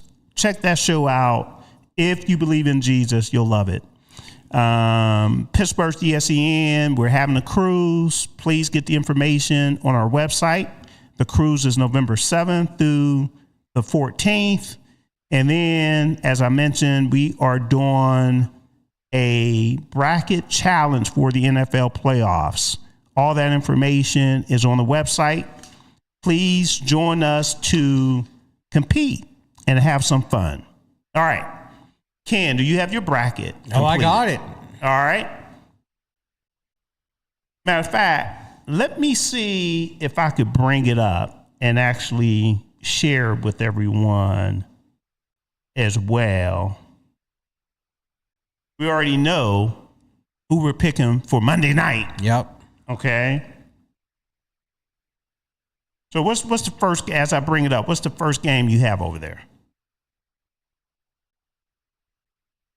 All right. So first game we have. Yeah, we're just going to start on the AFC side. How about that? All right. Sounds AFC. good. Yeah, we got Jaguars versus Bills. Is going to be the first game on Sunday at 1:00. Say it again. Jaguars versus Bills. Jaguars are 3. Okay. The Bills are 6 seed. And in the interest of time, we'll just go through them. Mm-hmm. Matter of fact, I gave you a sheet, I thought. Okay. Let's see if we could get our sheet, and I'll get the music turned on, Yeah. so we could actually do this the proper way. Okay. You're confusing me now. I know, right? It's my job, Ken. I know it is. That's my job. I know. It's why So I keep you we'll around. go directly from the sheet for this week, and we'll let everyone know who's seated where, what conference, and all that good stuff. Here we go. NFL music.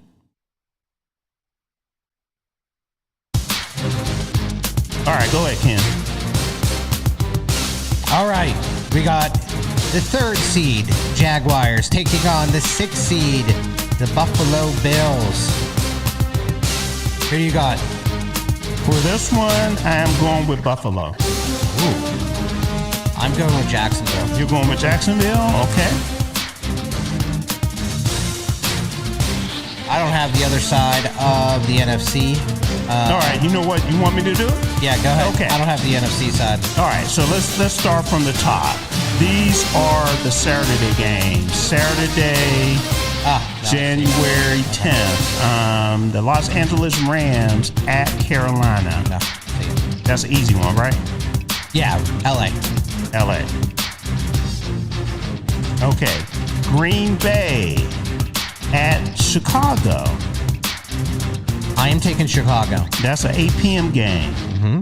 Okay, I'm taking Chicago as well. And also, we have San Francisco 49ers at Philly. And that's a 4:30 game on Sunday. Who do I have in this? I have the Eagles. I have the Eagles too. Okay. We already went over that Sunday game. That was a 1:00 game. Buffalo at Jacksonville. I'm taking Buffalo. You're taking Jacksonville. I'm taking Jacksonville. All right. LA Chargers at New England. 8 p.m. game on Sunday night. I'm taking the Patriots. Me too. All right. And Monday Night Football. We have Houston at Pittsburgh. We already picked this game. We are both going with the Pittsburgh Steelers. And remind me, Kim, once the Steelers win the game, we need to have some old Steeler music as well that we need to play. All right? So those are the wild card picks. So there's 2 teams, the number 1 seeds in both the AFC, Denver. All right? They'll be waiting for the winner of the lowest seed in the AFC, and the same on the NFC side. Seattle, the number 1 seed, will be waiting to play the lowest seed. Okay, so based on what we did here, Ken, the lowest seed, we didn't even get the seeds. We just did the games as well, right? Right, but the lowest seed based on this based on mine would be the Steelers.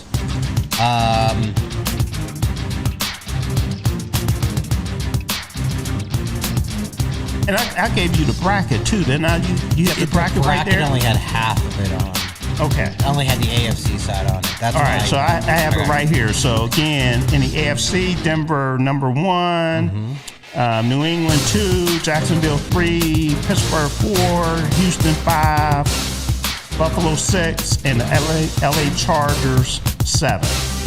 On the NFC side, Seattle 1, Chicago 2, Philly 3, Carolina 4, LA Rams 5, San Francisco 49ers 6, and Green Bay 7. So those are the seeds, and that's how it's going down in the NFL playoffs. We have the brackets, okay? Hopefully as many of you as possible will be able to play our bracket challenge. Share with everyone. You don't just give me the championship game. Well, first of all, how far do you have the Steelers going? You don't want to hear my answer. I do. So I figured out a route for them to go to the Super Bowl. Wow. Some things will have to happen for them to get there, but I'm taking them. You are taking the Pittsburgh Steelers to go to Super Bowl. Okay. The one game that they have to really buckle down is against the Broncos. Here's the deal. I have our Steelers going to the AFC Championship game against the Bills. Oh, okay. And I have us losing to the Bills. Which is a reality. That is a reality. I have the Jaguars beating the Bills in the first round. Okay. And then Steelers playing the Jaguars in the conference championship. And then, let me see. I want to bring up my actual bracket, if it'll let me here. I'm looking, Pigskin Pick'em. It's actually called something else, too. Isn't it, Ken? Yeah. Because the Pigskin Pick'em is the regular one during the season. Because I'm trying not to go from memory. This is Pigskin Playoff bracket challenge. Yeah, I believe on the NFC side, because I'm not able to bring it up, I believe I have Philly going to the Super Bowl and losing to Buffalo. I know that for a fact. Oh, wow.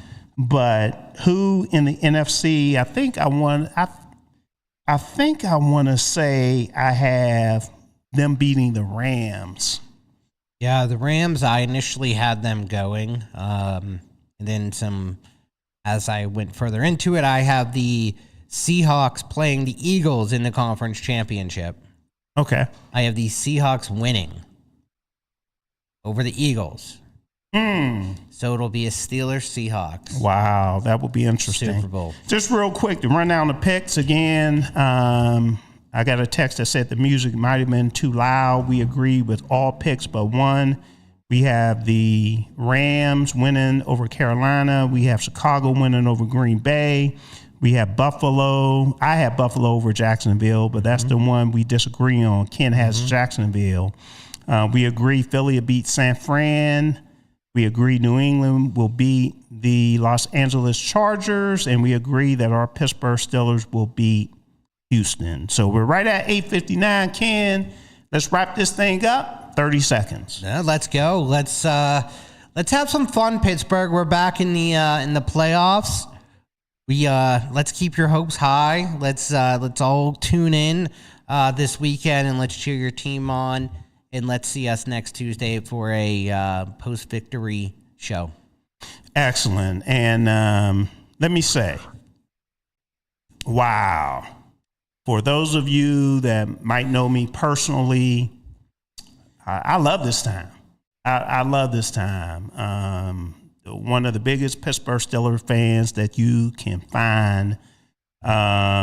It's time for us to win a playoff game. And I'm going to enjoy being at the game on Monday night to cover the game. I'm going to enjoy the victory. I'm going to enjoy coming here next Tuesday at 6 o'clock and talk about it. So come back and join us. We appreciate your support. We appreciate you calling in, texting in. And that's something I haven't had a chance to really take a look at, any text that came in tonight. So I'm actually trying to look as we wrap up as well. I don't see any out there. So we did receive a number of phone calls, so we appreciate that. And please continue to listen to Pittsburgh's DSEN. We're 24/7 radio station. And we have great content. We have so many shows. We know that you'll enjoy the shows. We know that you'll enjoy the music. So go to our website, check out the radio schedule, and be a regular listener. So we'll go ahead and close out our special edition of our Steelers playoff edition of Soul Tape.